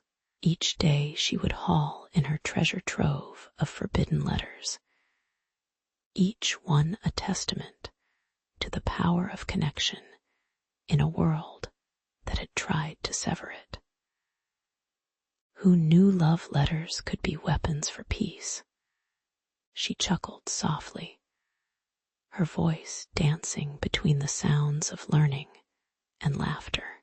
As twilight sprawled across the sky, splashed in hues of violet and gold, Alara felt the echoes of her mother's love vibrating in her very core, a melody harmonized with her own ambitions. She gently placed a hand upon a stack of letters, the scent of faded ink mingling with the warm glow of lanterns lighting her path. With every word she shared, with every story revealed, the ripples of compassion spread outward, weaving threads of connection that defied the somber backdrop of war. In this tapestry, there was resilience, laughter, everything that made even the darkest nights feel edged with silver. Alara closed her eyes, a smile dancing on her lips, trusting that in nurturing love, she was intertwining her fate with that of countless others, echoing through the hollowed chambers of a war-torn world. In the picturesque village of Eldridge, where the cobblestone streets whispered tales of yore, Alara found herself in the attic of her late grandmother's cottage, sneezing from dust that had settled like a thick blanket over forgotten treasures. The musty smell of old books mixed with the faintest hint of lavender lingered in the air, a fragrant reminder of the past. Buried beneath faded quilts and rusty trunks, she discovered a weathered diary, its leather cover cracked like dried-up riverbeds, radiating a mysterious energy that tugged at her timid heart. Intrigued, she brushed the dust away, revealing a title that seemed to shimmer even in the dim light. The Chronicles of Actaeon, the Brave. Little did she know, this was the moment that would change everything. Her very own plot twist waiting to unfold like a Disney movie, minus the catchy songs, at least for now. As she flipped open the diary, the musty scent intensified, releasing a swirl of memories and adventures trapped within yellowed pages. Words spilled forth like excited children on a playground, recounting the daring escapades of a heroine whose courage made even the likes of Wonder Woman seem like she just got off the couch to grab some snacks. Each entry painted vivid pictures of grand quests and heart-pounding battles, sending shivers down Alara's spine and igniting a fire deep within her heart, a fire that whispered, "Why not you, Alara?" Such bravery felt foreign, like a fish trying to ride a bicycle, which, as anyone knows, is not only dangerous, but also utterly ridiculous. Yet here she was, a mere bookkeeper, suddenly entranced by a world that seemed just a page away, spilling its secrets like popcorn at a midnight movie marathon. With each turn of the page, Alara felt a tugging at her insecurities, like a relentless door-to-door salesman of doubt, always knocking at her mind. Who was she to think she could unravel the truths behind these grand tales? The village settled into a comfortable routine that enveloped her like a warm blanket by the fire, shielding her from the chill of the unknown. Outside, the wind howled softly, a ghostly murmur beckoning her to step beyond her self-imposed prison of timidness. Thoughts of the diary danced in her head like the sugar-high children after a birthday party, urging her to embark on her quest, not for medals or glory, but for something profoundly personal. Could she let go of her fears and embrace the unknown, like fumbling through the dark for the last slice of pizza? Alara's heart raced as she conjured images from the diary's pages, picturing herself wielding a sword, perhaps a butter knife, with all the conviction of a knight on a treacherous quest. What if she followed Actaeon's path, filled with the aroma of courage and the sharp stench of dragon's breath? She imagined herself climbing mountains, confronting fears that loomed like the towering peaks of the Rockies, and navigating ancient forests where every rustle of leaves told a story of adventure. The ordinary world around her faded into the background. Even Mrs. Brumfield's infamous fruitcake reputed to be more deadly than any villain, couldn't deter her burgeoning resolve. Yes, Elara would seek the truth, yet she realized she also sought to discover herself, slowly. A puzzle piecing together from the dusty corners of both the diary and her own heart. Gathering her courage, Elara closed her eyes for a moment, letting the thrill of the adventure wash over her, much like the finale of a blockbuster film, where the hero finally embraces their destiny. She could almost hear the crescendo of a symphony, urging her forward, igniting a fervor that had long lain dormant. With the diary clutched to her chest like a cherished secret, she stood up straight, her usual slouch morphing into a newfound stance of determination. Small tremors of excitement coursed through her, echoing every brave whim the heroine had ever penned. The village of Eldridge might have remained the sleepy, unassuming place it always was, but she, Elara, was about to uncover not only the diary's truths, but also the fierce spirit within her that might surprise even the most faithful watchers of this unfolding saga. With the diary clutched tightly in her hands, Elara felt a spark of destiny crackling in her chest.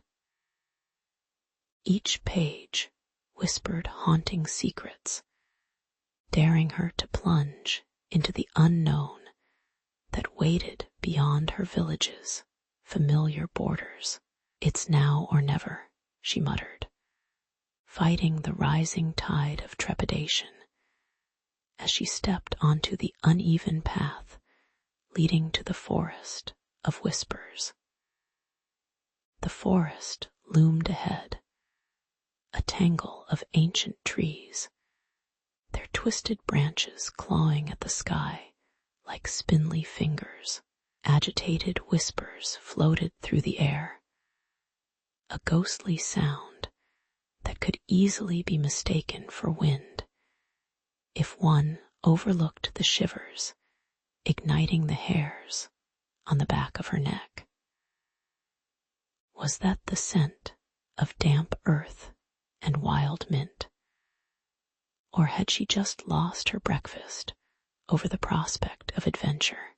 She inhaled deeply, steeling her resolve, and took her first real step into the realm of fairy tales and nightmares alike.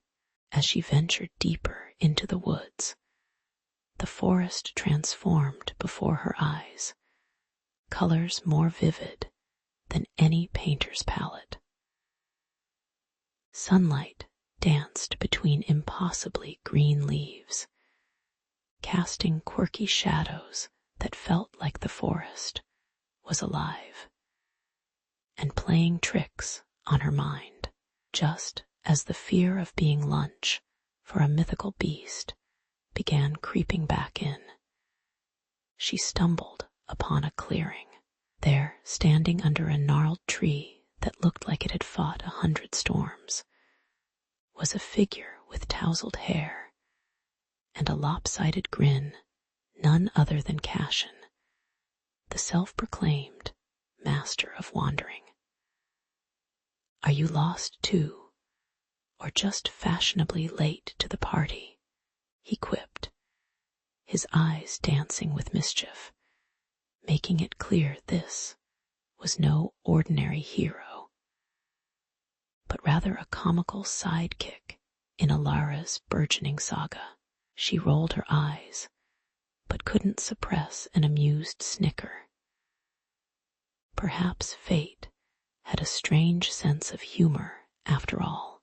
Together, they began to sift through the mysteries clawing at the edges of Elara's mind, while unraveling the diary's cryptic clues. Guided by a blend of logic and whimsy, they followed an unmarked path, like a pair of eccentric treasure hunters, charting an improbable course through a world where every rustle held a secret. "So, what's the plan?" Cashin asked, arching an eyebrow as they crouched low to observe a parade of pixies winking cheerfully at them from a thick bush. Alara hesitated, her mind spun with dreams spun of grandeur, but words failed her. "Well, I was thinking we could."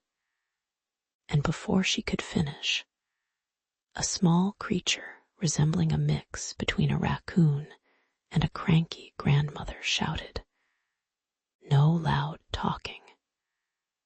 You'll scare the good magic away." Their laughter echoed through the trees, a delightful symphony that seemed to coax the powers of this enchanted realm into revealing their secrets. As twilight draped the forest in an ethereal glow, Alara marveled at how the forest was both breathtaking and bewildering. Stars peeked through the leafy canopy, twinkling like the scatterings of her scattered thoughts, each one urging her to uncover the diary's ultimate truth. Yet with every twist and turn, doubt slivered into her heart. What if she wasn't meant for this adventure? Somewhere at the back of her mind, doubts gathered like a storm front. Cashin noticed her fidgeting, and with a flourish that only someone who had never practiced dramatic speeches would attempt, he declared, "Fear is just excitement in disguise." Though she felt far from courageous, his ridiculous cheerfulness became an unexpectedly comforting blanket against the chill of her growing uncertainties. With each secret spell they unearthed, a fragile bond blossomed between Alara and Cashin, a thread of understanding stitched with snickers and shared glances. They became partners in a game far bigger than themselves, drawing the magical and mundane into a tapestry that glittered with laughter, worry, and the thrill of the chase. Alara felt the weight of the diary lighten with every whimsical turn they took. Discovery flowed like the bubbling brooks nearby, rich and full of life. Perhaps being an unlikely heroine wasn't just about sword fights and dazzling rescues. She mused as they paused to catch their breaths.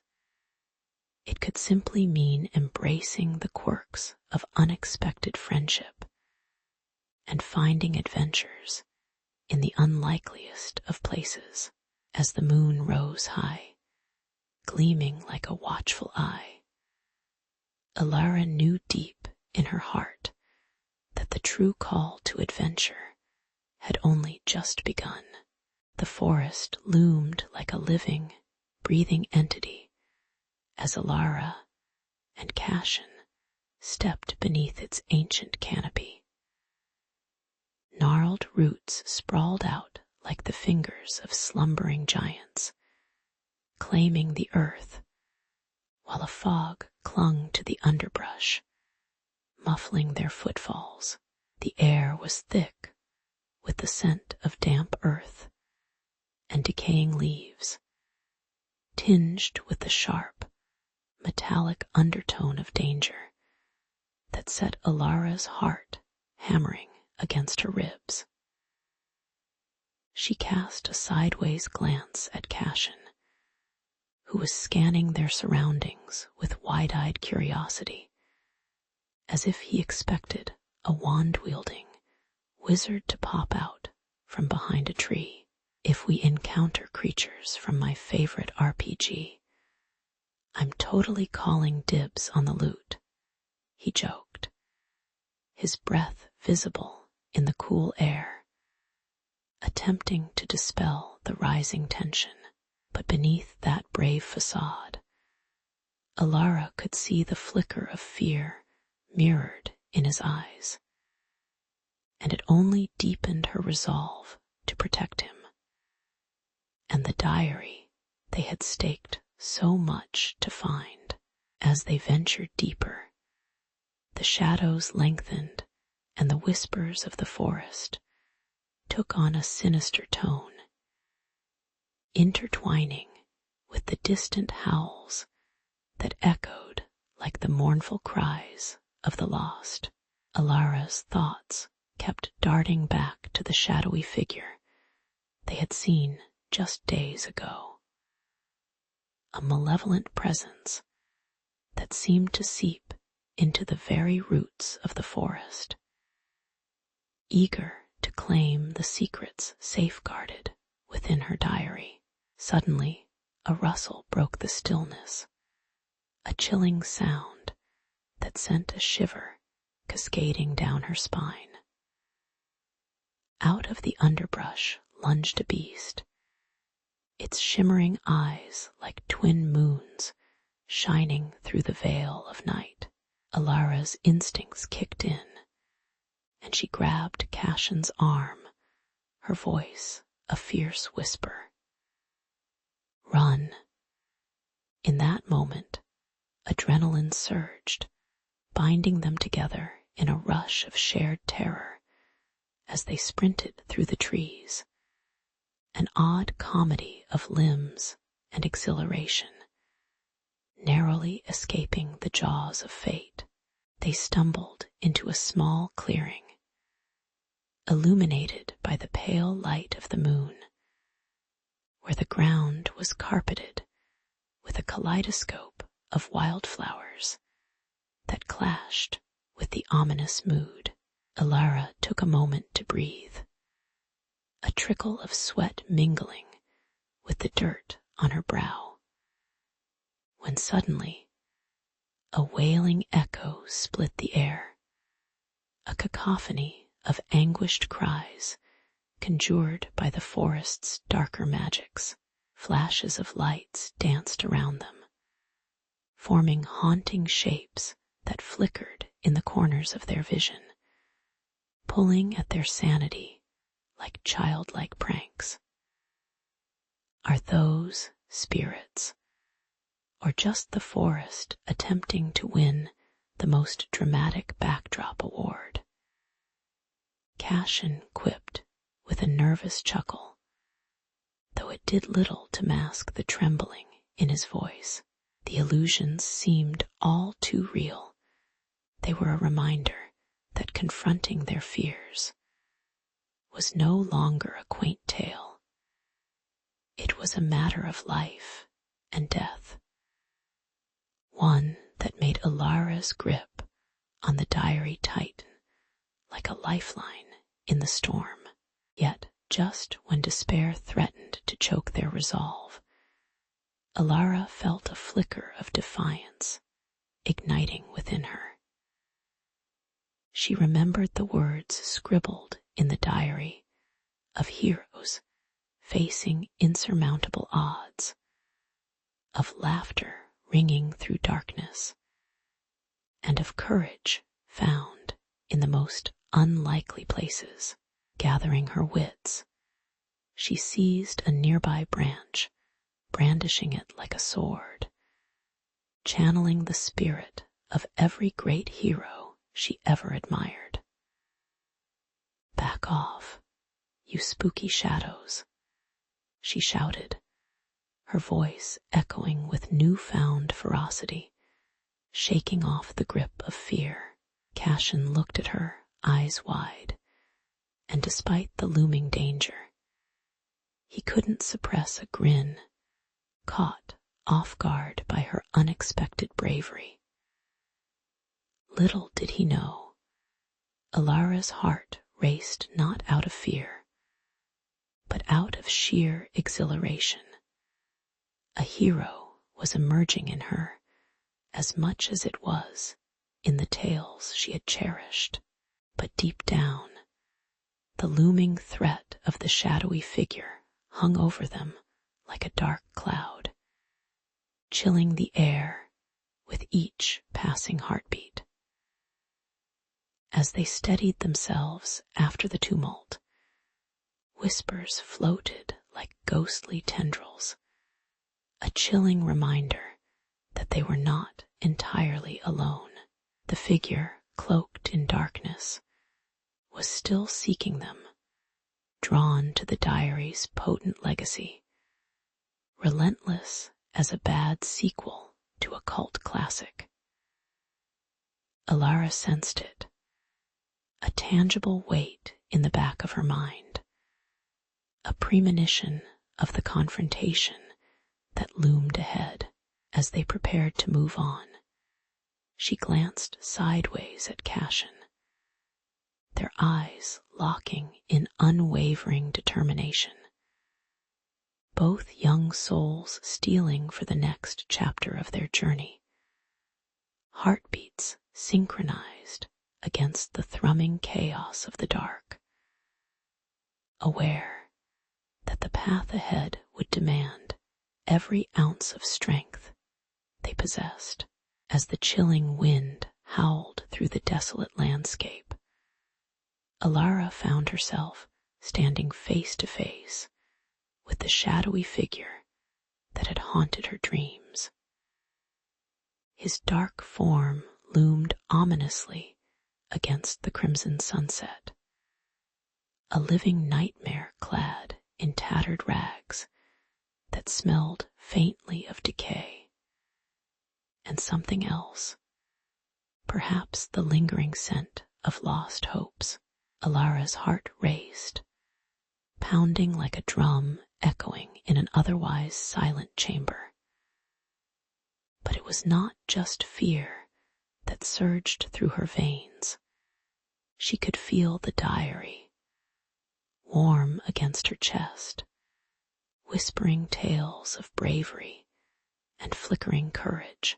With every heartbeat, she tapped into the stories of the heroines before her, their voices rising like a choir in her mind, urging her to stand tall, to not become just another victim of the darkness that threatened to envelop her.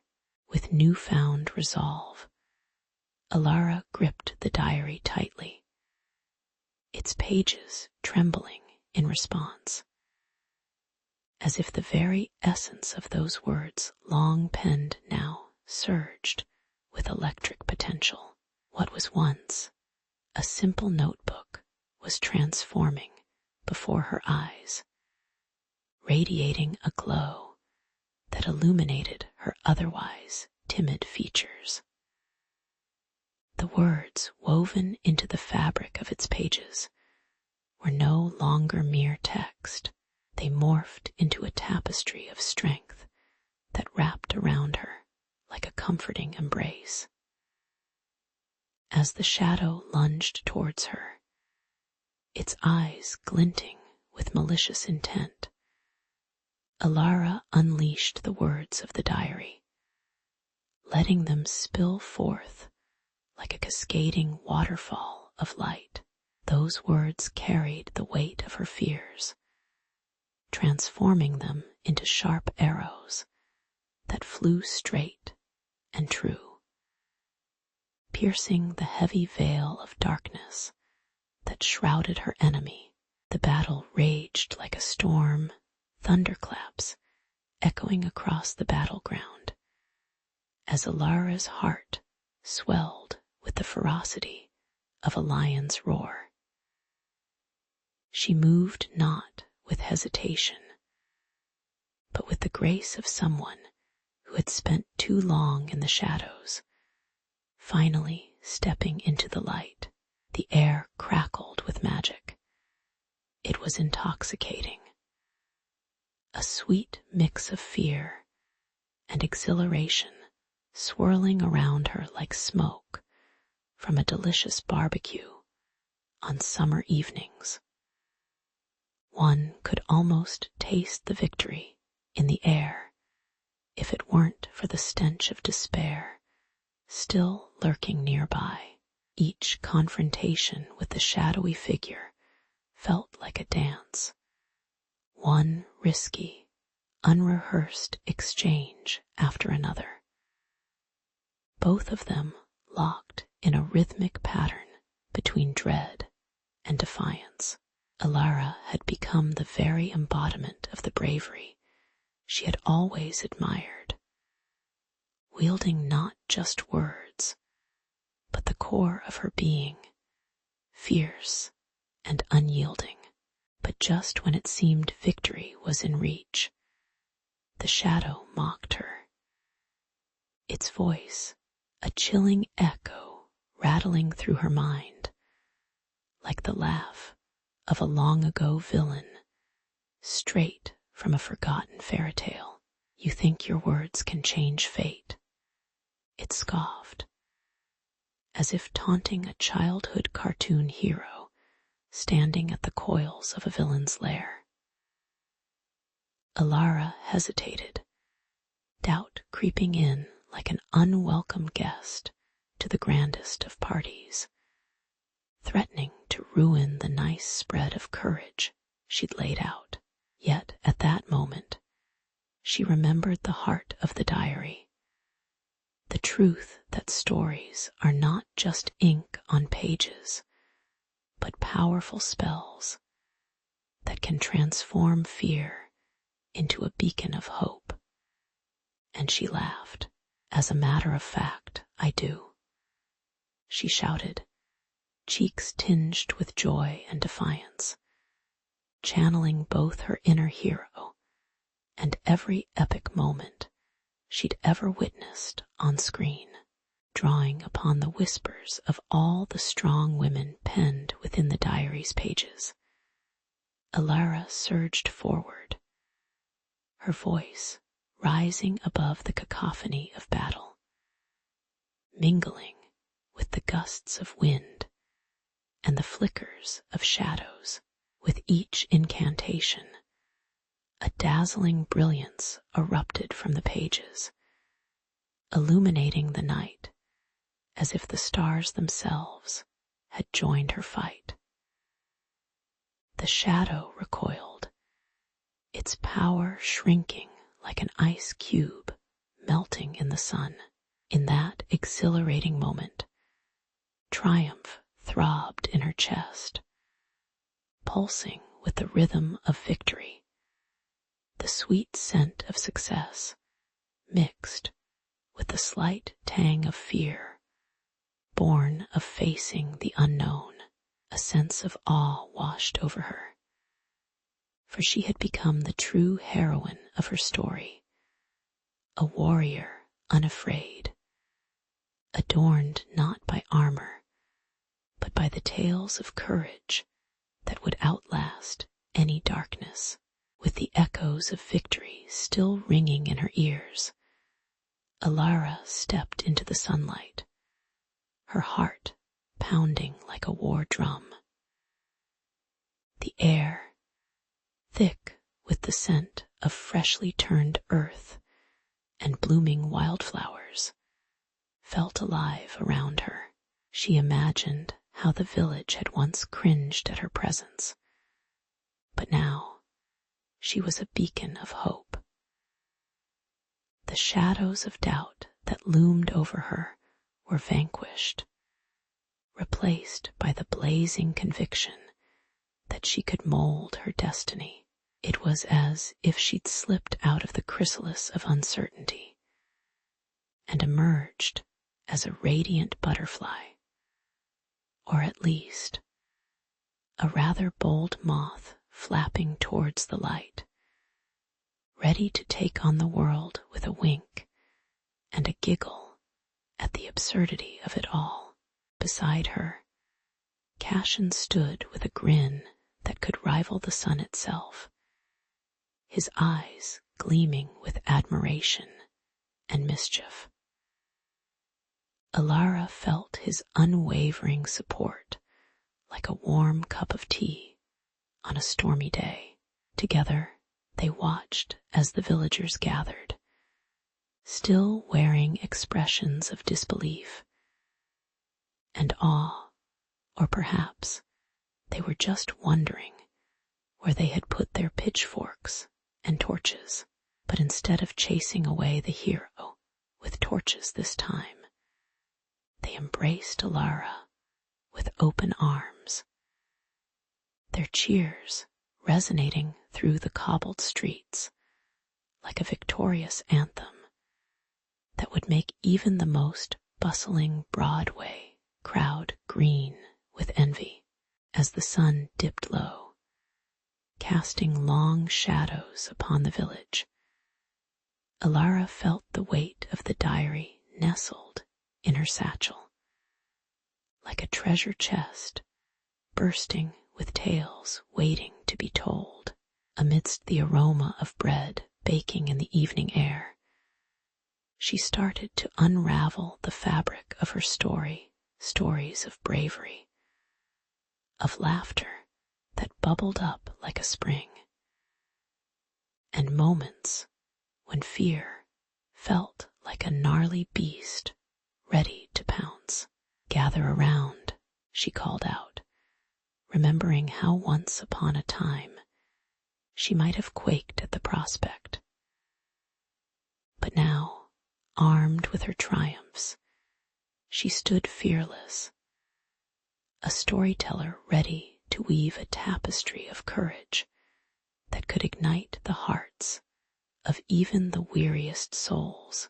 The square filled with eager faces, their anticipation palpable, like the breath before a belly laugh. With every word Alara spoke, they leaned in closer, her narratives wrapping around them like a warm, cozy blanket on a frosty night. Laughter erupted at the tales of mischief and folly, while gasps punctuated the stories of peril that once lurked in the darkest corners of her life. Each tale resonated with threads of courage and friendship, igniting sparks of determination within those who listened. It was a motley crew of villagers, some clutching, squawking chickens, others holding on to rambunctious children. Yet every single one of them found solace in her words, transporting them from mundane chores to colorful quests. As the stars twinkled above like a protective army, Alara knew that this was just the beginning of something beautiful. The villagers no longer regarded her as an unlikely heroine, but as one of their own, a true champion whose journey was woven into the very fabric of their community. They crafted new stories together, tales of triumph against adversity and adventures that would make even the most daring of knights chuckle in disbelief.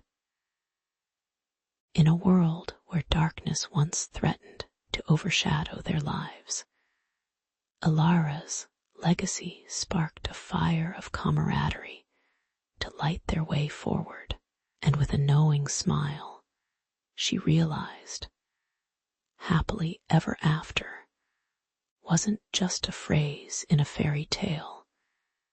It was an ever-evolving story that they would pen together, page by thrilling page, in the heart of a quaint Italian village, where the sun sips lazily on the horizon, and the scent of ripe olives lingers in the air like a familiar friend.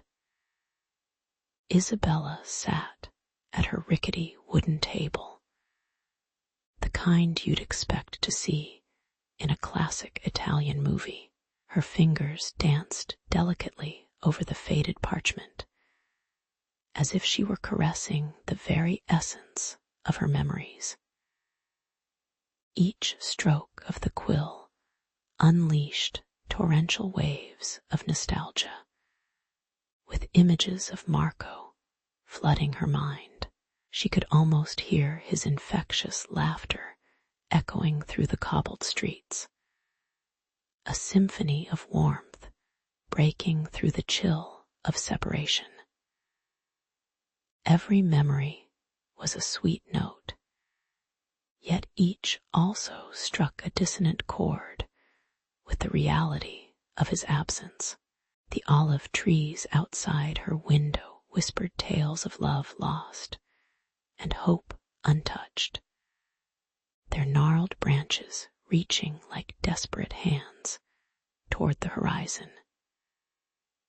Isabella's heart swelled with bittersweet pangs as she recalled their stolen moments beneath those very trees, oftentimes trying to avoid the curious stares of the nosy villagers who seemed to have a sixth sense for spotting young love.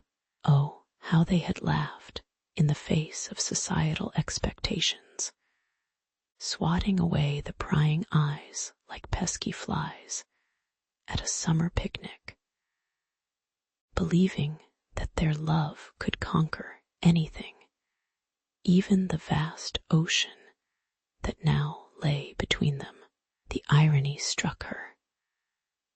Marco had left these sun-kissed shores for the concrete jungle of America, trading the gentle lull of the sea for the cacophony of city sirens. Yet still, her heart beat for him like a metronome of longing, perfectly out of time with the world around her.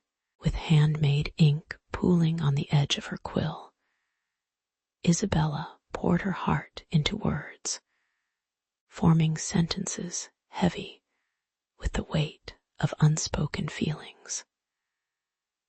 The cultural divides felt like thick, impenetrable borders, much like the ones she imagined stenciled on a soccer field, restraining yet enticing.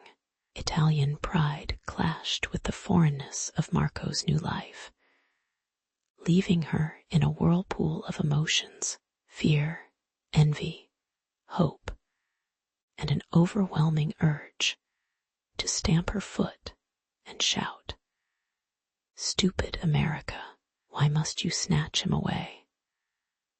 Irony dripped from her pen as she realized that Marco's pursuit of opportunity felt like a betrayal tangled with love's sweet embrace. Did he ever truly know the depth of her longing? Or had ambition dulled the vibrant colors of their shared dreams? As she sealed the letter with a touch of rose-scented wax, a small smile crept onto Isabella's lips, despite the tumult raging within her heart. It was as if the very act of writing had wrapped her in a warm blanket, a momentary escape from the chill of loss. But nothing could fill the void left by Marco's absence. She pictured him standing in some chic coffee shop in New York, sipping an espresso that could never capture the essence of Italian sun. There he was, a brooding figure surrounded by suits and skyscrapers, probably missing the taste of homemade pasta and the warmth of his mother's kitchen. Her love felt like a superhero, swooping through the distances, but only ever managing to give her a light peck on the cheek, just enough to keep her dreaming. And so, with every flick of her pen, Isabella reaffirmed this unyielding connection that transcended oceans and cultures. Outside, the village was waking, noisy children competing with the melodious clamor of roosters heralding the dawn. She knew her letter would sail across the cobalt sea, each word an anchor tethering her heart to Marco, reminding him of home. As she released the sealed letter into the world, she felt a shiver of hope. Perhaps one day they would write a new chapter together, where distance was but a fleeting concept, like that awful sci-fi movie where time travelers battle an evil empire. With a heart that fluttered like the wings of a love-struck dove, Isabella whispered into the winds, "Come back to me, my dear Marco, for our story has only just begun." As Isabella sat at her worn wooden table, ink pooling on the parchment before her, a weighty silence enveloped her heart. She eagerly awaited a response from Marco, her letters swirling in a void of unanswered hopes, each one more desperate than the last. The scent of simmering garlic and tomatoes wafted through the air, a mockery of her blooming worries. Outside, the streets of her little Italian village thrummed with life, bustling with neighbors celebrating the harvest, while she remained paralyzed by the absence of Marco's words. Maybe, just maybe, he'd climb the hill and knock on her door. But instead, the echo of her loneliness seemed louder than ever, wrapping itself around her like a second skin. And oh, how she longed for a sign, a breadcrumb leading her back to his embrace amidst the cacophony of distance.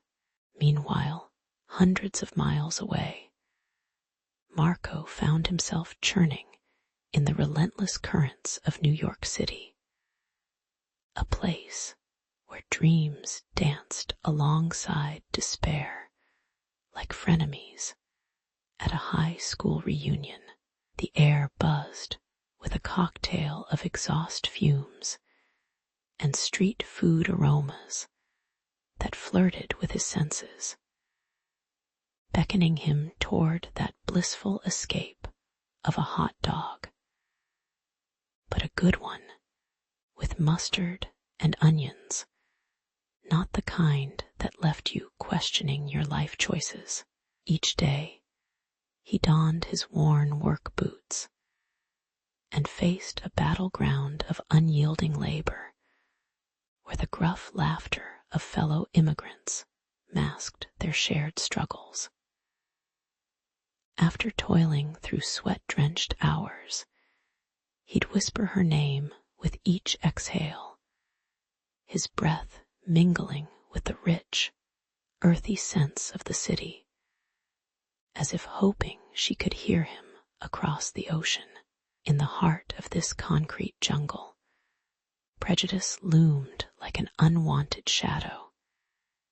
Yet, even in those moments, he found strength in the flicker of hope, an unwavering belief that their love could bridge any chasm.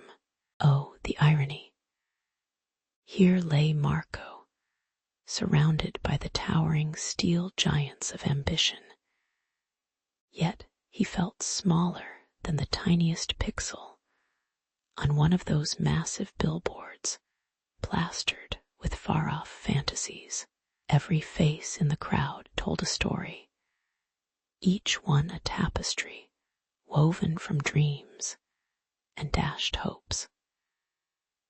Vendors shouted their wares in a symphony of languages, blending cultures like a mismatched cocktail that made you wince at first, but slowly grew on you, like that one song you hum at 3 a.m.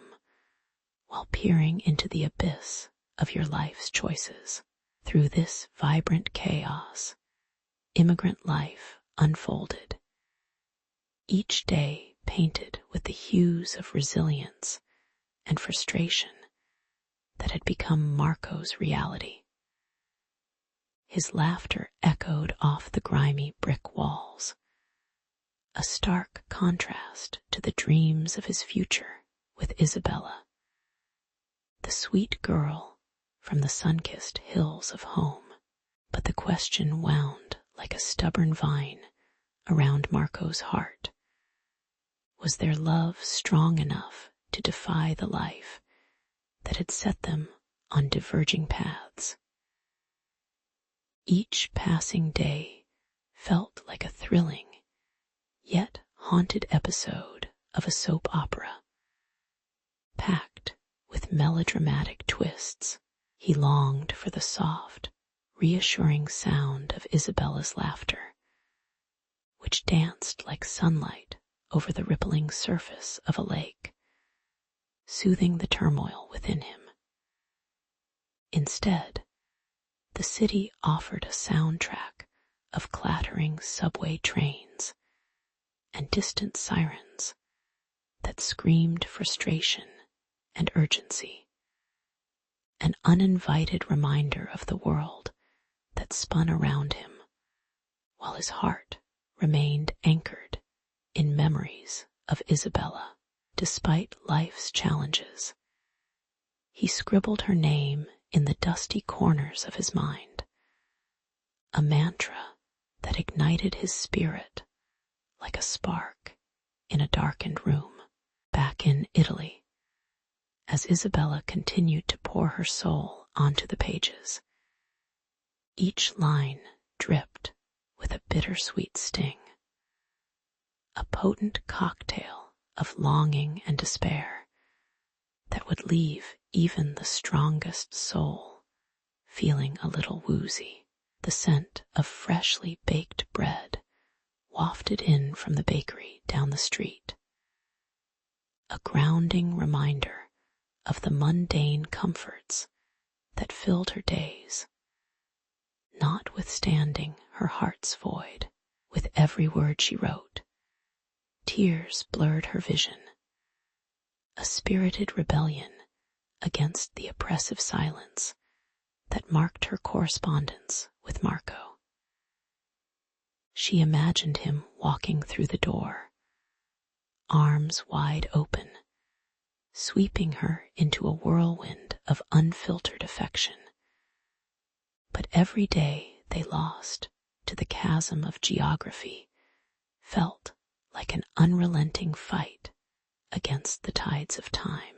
Love, even one as passionate as theirs, was fast becoming a marooned ship, beating against the unforgiving waves of reality, while they remained a world apart, tethered only by paper and ink. Isabella had never hated the smell of roses until that moment. The sweet, cloying fragrance wafted through the air from the garden outside her window, a stark contrast to the storm brewing within her heart. Arranged marriages were as welcome as a skunk at a garden party, and her parents were blissfully unaware as they chatted about wedding plans. With her pulse racing faster than a New York subway during rush hour, Isabella felt her dreams of love slipping through her fingers like grains of sand. What must it be like to be trapped in a gilded cage, she wondered, where every bar sparkled but held you not in luxury, but in despair. As the sun dipped low in the sky, casting long, dramatic shadows across her tiny room, she grabbed her quill and a piece of parchment, knowing she needed to scream out her heart. And this time, it would be for Marco alone. With her ink flowing like a river of emotion, Isabella poured her soul into the letter. Each stroke of the quill a heartbeat, racing against time. She recalled every secret smile and stolen kiss, the memory of Marco's laughter wrapping around her like a cherished old sweater, warm, but just a bit scratchy around the edges. Where were the mountains and oceans that could keep them apart? If love could leap across continents like a superhero, then hers could certainly hurdle a few family expectations. She scribbled furiously, vowing to chase him from the rolling hills of Italy to the bustling streets of New York City, pledging a love so fierce it could ignite the coldest of worlds. Each word dripped with longing, each sentence a promise that this wouldn't just be another tragedy in their love story. It was a commitment, a battle cry against the fate her family had laid out for her. Meanwhile, in a dimly lit flat across the ocean, Marco was a man on a midnight mission, sorting through letters that had piled up like laundry in a neglectful bachelor's home. The smell of old parchment and the bittersweet scent of faded ink wafted through the air, mixing with the aroma of his meager dinner, leftover pasta that had seen better days.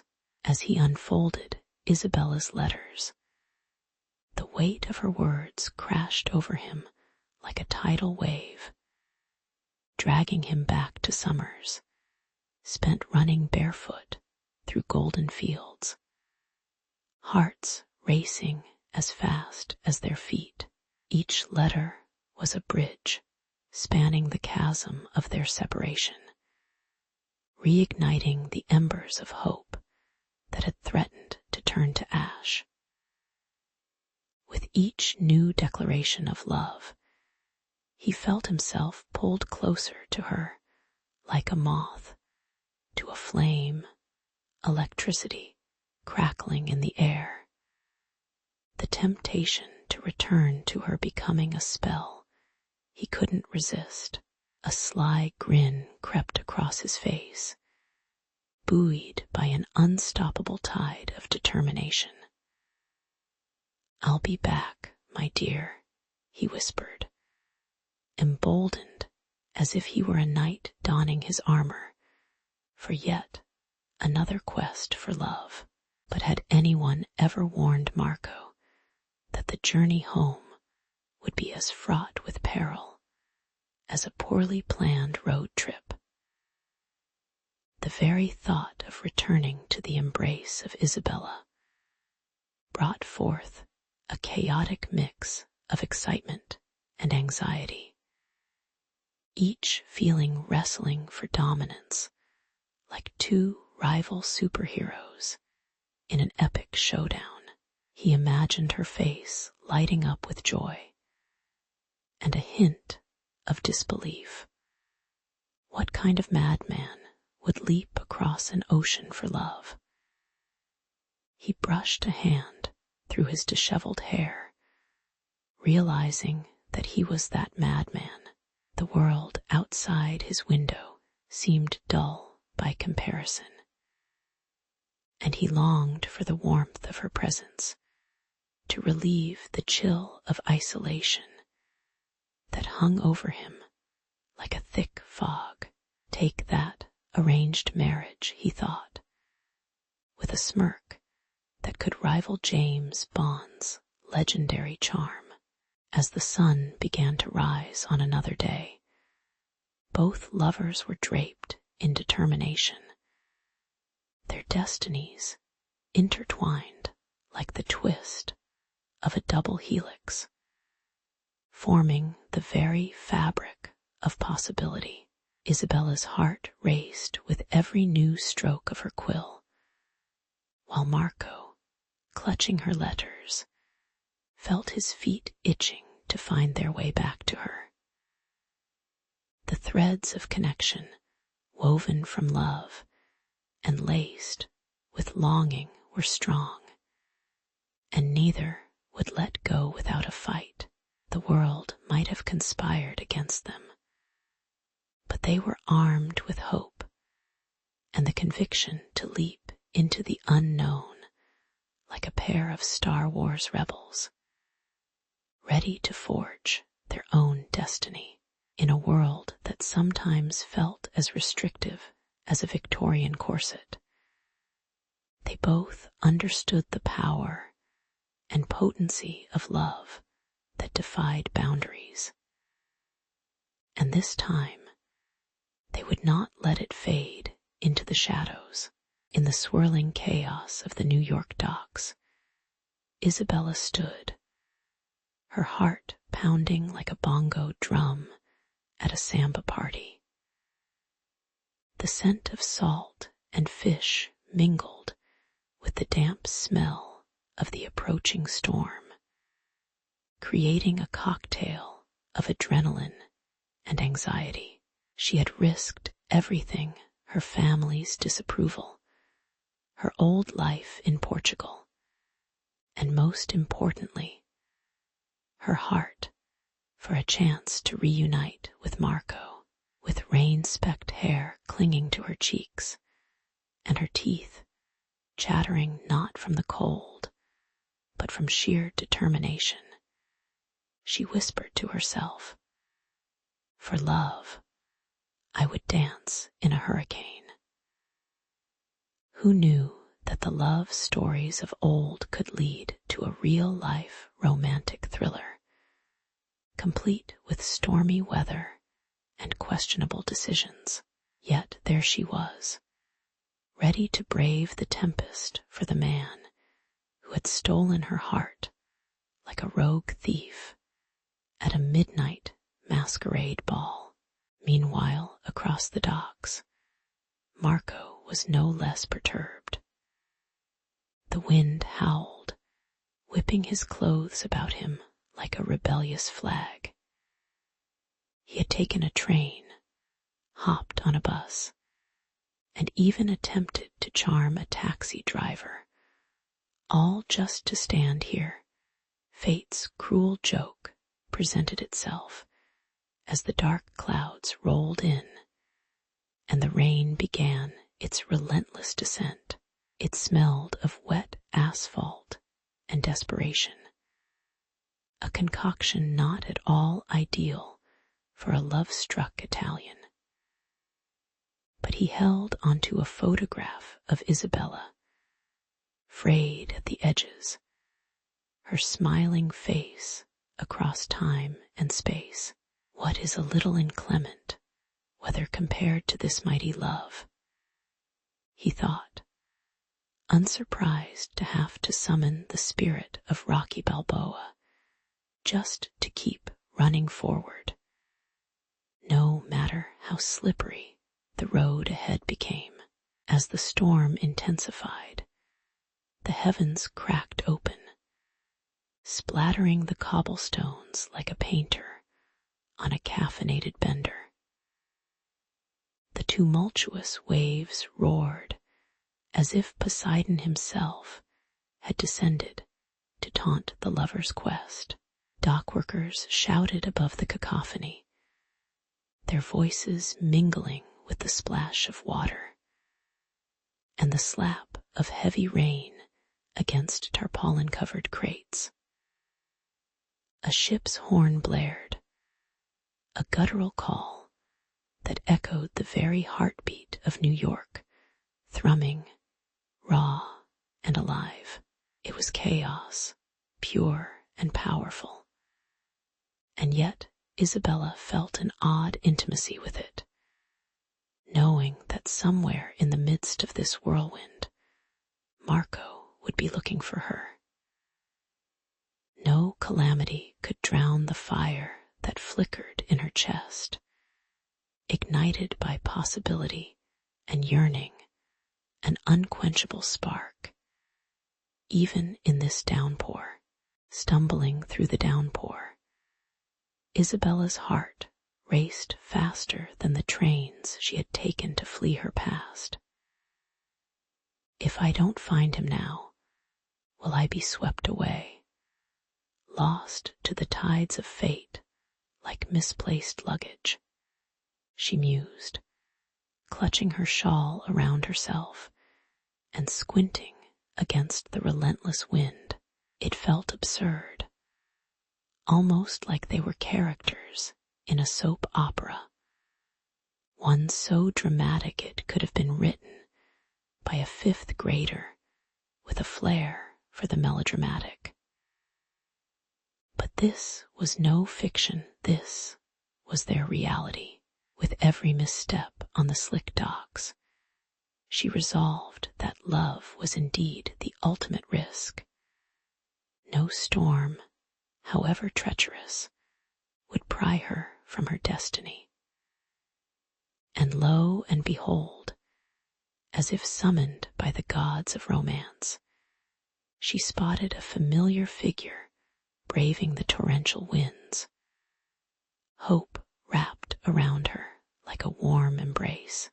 In that moment, where rain blurred the lines between desperation and joy, Marco saw her, his Isabella, radiant even in a sodden dress that clung to her like an awkward prom date. She was a beacon amidst the downpour, an icon of love in this aquatic battlefield. With a laugh that reverberated like a pop rock anthem from their youth, he called out, "Here I am to save the day, or at least to borrow a towel." Love had pushed through the storm, past the barriers they had both known too well: distance, family, and doubt.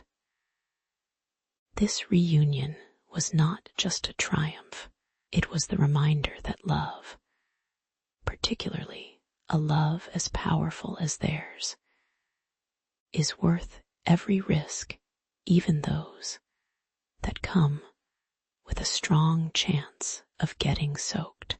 As the sun dipped below the horizon, painting the sky in hues of orange and purple like a painter gone rogue, Isabella stood at the bustling port, her heart a chaotic symphony of hope and anxiety.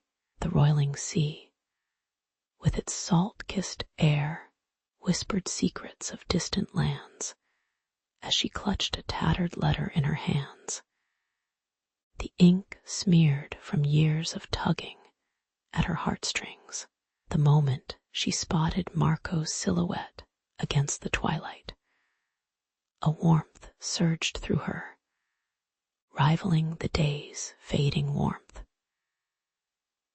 Their love had survived the treacherous waters of time and tradition, two sturdy ships navigating through stormy seas, ever determined to find each other again, just like in a rom-com where the leading pair finally meets at an airport, albeit with fewer baggage handlers and more emotional baggage. Isabella felt a mixture of laughter and crying urge to spill from her heart. With every step that Marco took, Isabella could hear the echo of their shared laughter, the funny inside jokes that felt like oxygen in her lungs. When they finally collided in a fierce embrace, it was as if they were the last two survivors of a shipwreck, clinging desperately to one another amidst a world that had been so keen on pulling them apart. The scent of him earthy, like fresh rain on sun-baked soil, brought memories flooding back like an overflowing river. A cascade of promises whispered under old oak trees. They'd spent years apart under indifferent skies, her in a land of struggle and dreams, him in a realm where love had been a luxury too costly to afford. But against all odds, their reunion cradled the spark of a future bright enough to burn through any fog of uncertainty they faced. Standing together, the echoes of their past danced like fireflies in the twilight, illuminating the crevices of their hearts that had been shadowed by time. They spoke in hushed tones, sharing stories of sacrifice and longing, filling the gaps left by absence like a master mosaic artist reclaiming lost pieces. Marco recounted the hilarious misadventures of his attempts to cook Italian pasta. Imagine a culinary version of an accident-prone superhero. Spillage everywhere, and smoke alarms blaring. Isabella could only laugh, her heart swelling with the knowledge that they had both battled their respective demons. Yet here they stood, stronger for it. The irony was not lost on them. Amidst the madness of life, their love was a constant, a lighthouse guiding them home through turbulent waters. As night draped its velvet cloak over the world, the pair trekked towards the quieter, star-speckled edge of the port, engulfed in the serenity of a newfound home. Together, the air was rich with the scent of grilled fish and spices wafting from nearby stalls, a spicy undertone that mirrored the excitement bubbling between them. Sitting side by side on a weather-beaten bench, they began to weave plans as intricate as any tapestry, envisioning a life that fulfilled promises and dared to embrace the wild unknown. They spoke of the home they would build, a sanctuary painted with shared traditions, yet sprinkled with bright, new adventures, like the colorful confetti thrown in the air during joyous celebrations. In that moment, their hearts swelled with the dreams of 1,000 sunrise mornings spent side by side, each one declaring that love transcends boundaries more audacious than the plot twists in a daytime soap opera. Filled with renewed purpose, they shared a laughter that would echo across the ages, a sound rich with the beauty of unbroken connection. And all the cherry blossoms of regret that had bloomed along the way. Marco playfully teased Isabella about her stubbornness, likening it to a fierce Italian nonna determined to make the perfect lasagna, while she shot back with the playful barb of her own, likening him to a wanderer who lost his compass in Coney Island. Yet amid the banter, they knew their past was a rich tapestry of chaos, resilience, and fierce love, a wild adventure they were ready to continue. As they sank into the embrace of the night, neither star nor tide could erode what they had built.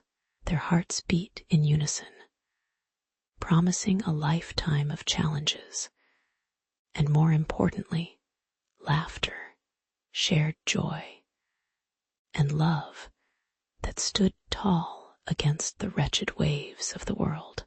Home, they discovered, wasn't just a place. It was the warmth wrapped in their arms, their shared laughter, and the unapologetic defiance of a world that had tried to keep them apart.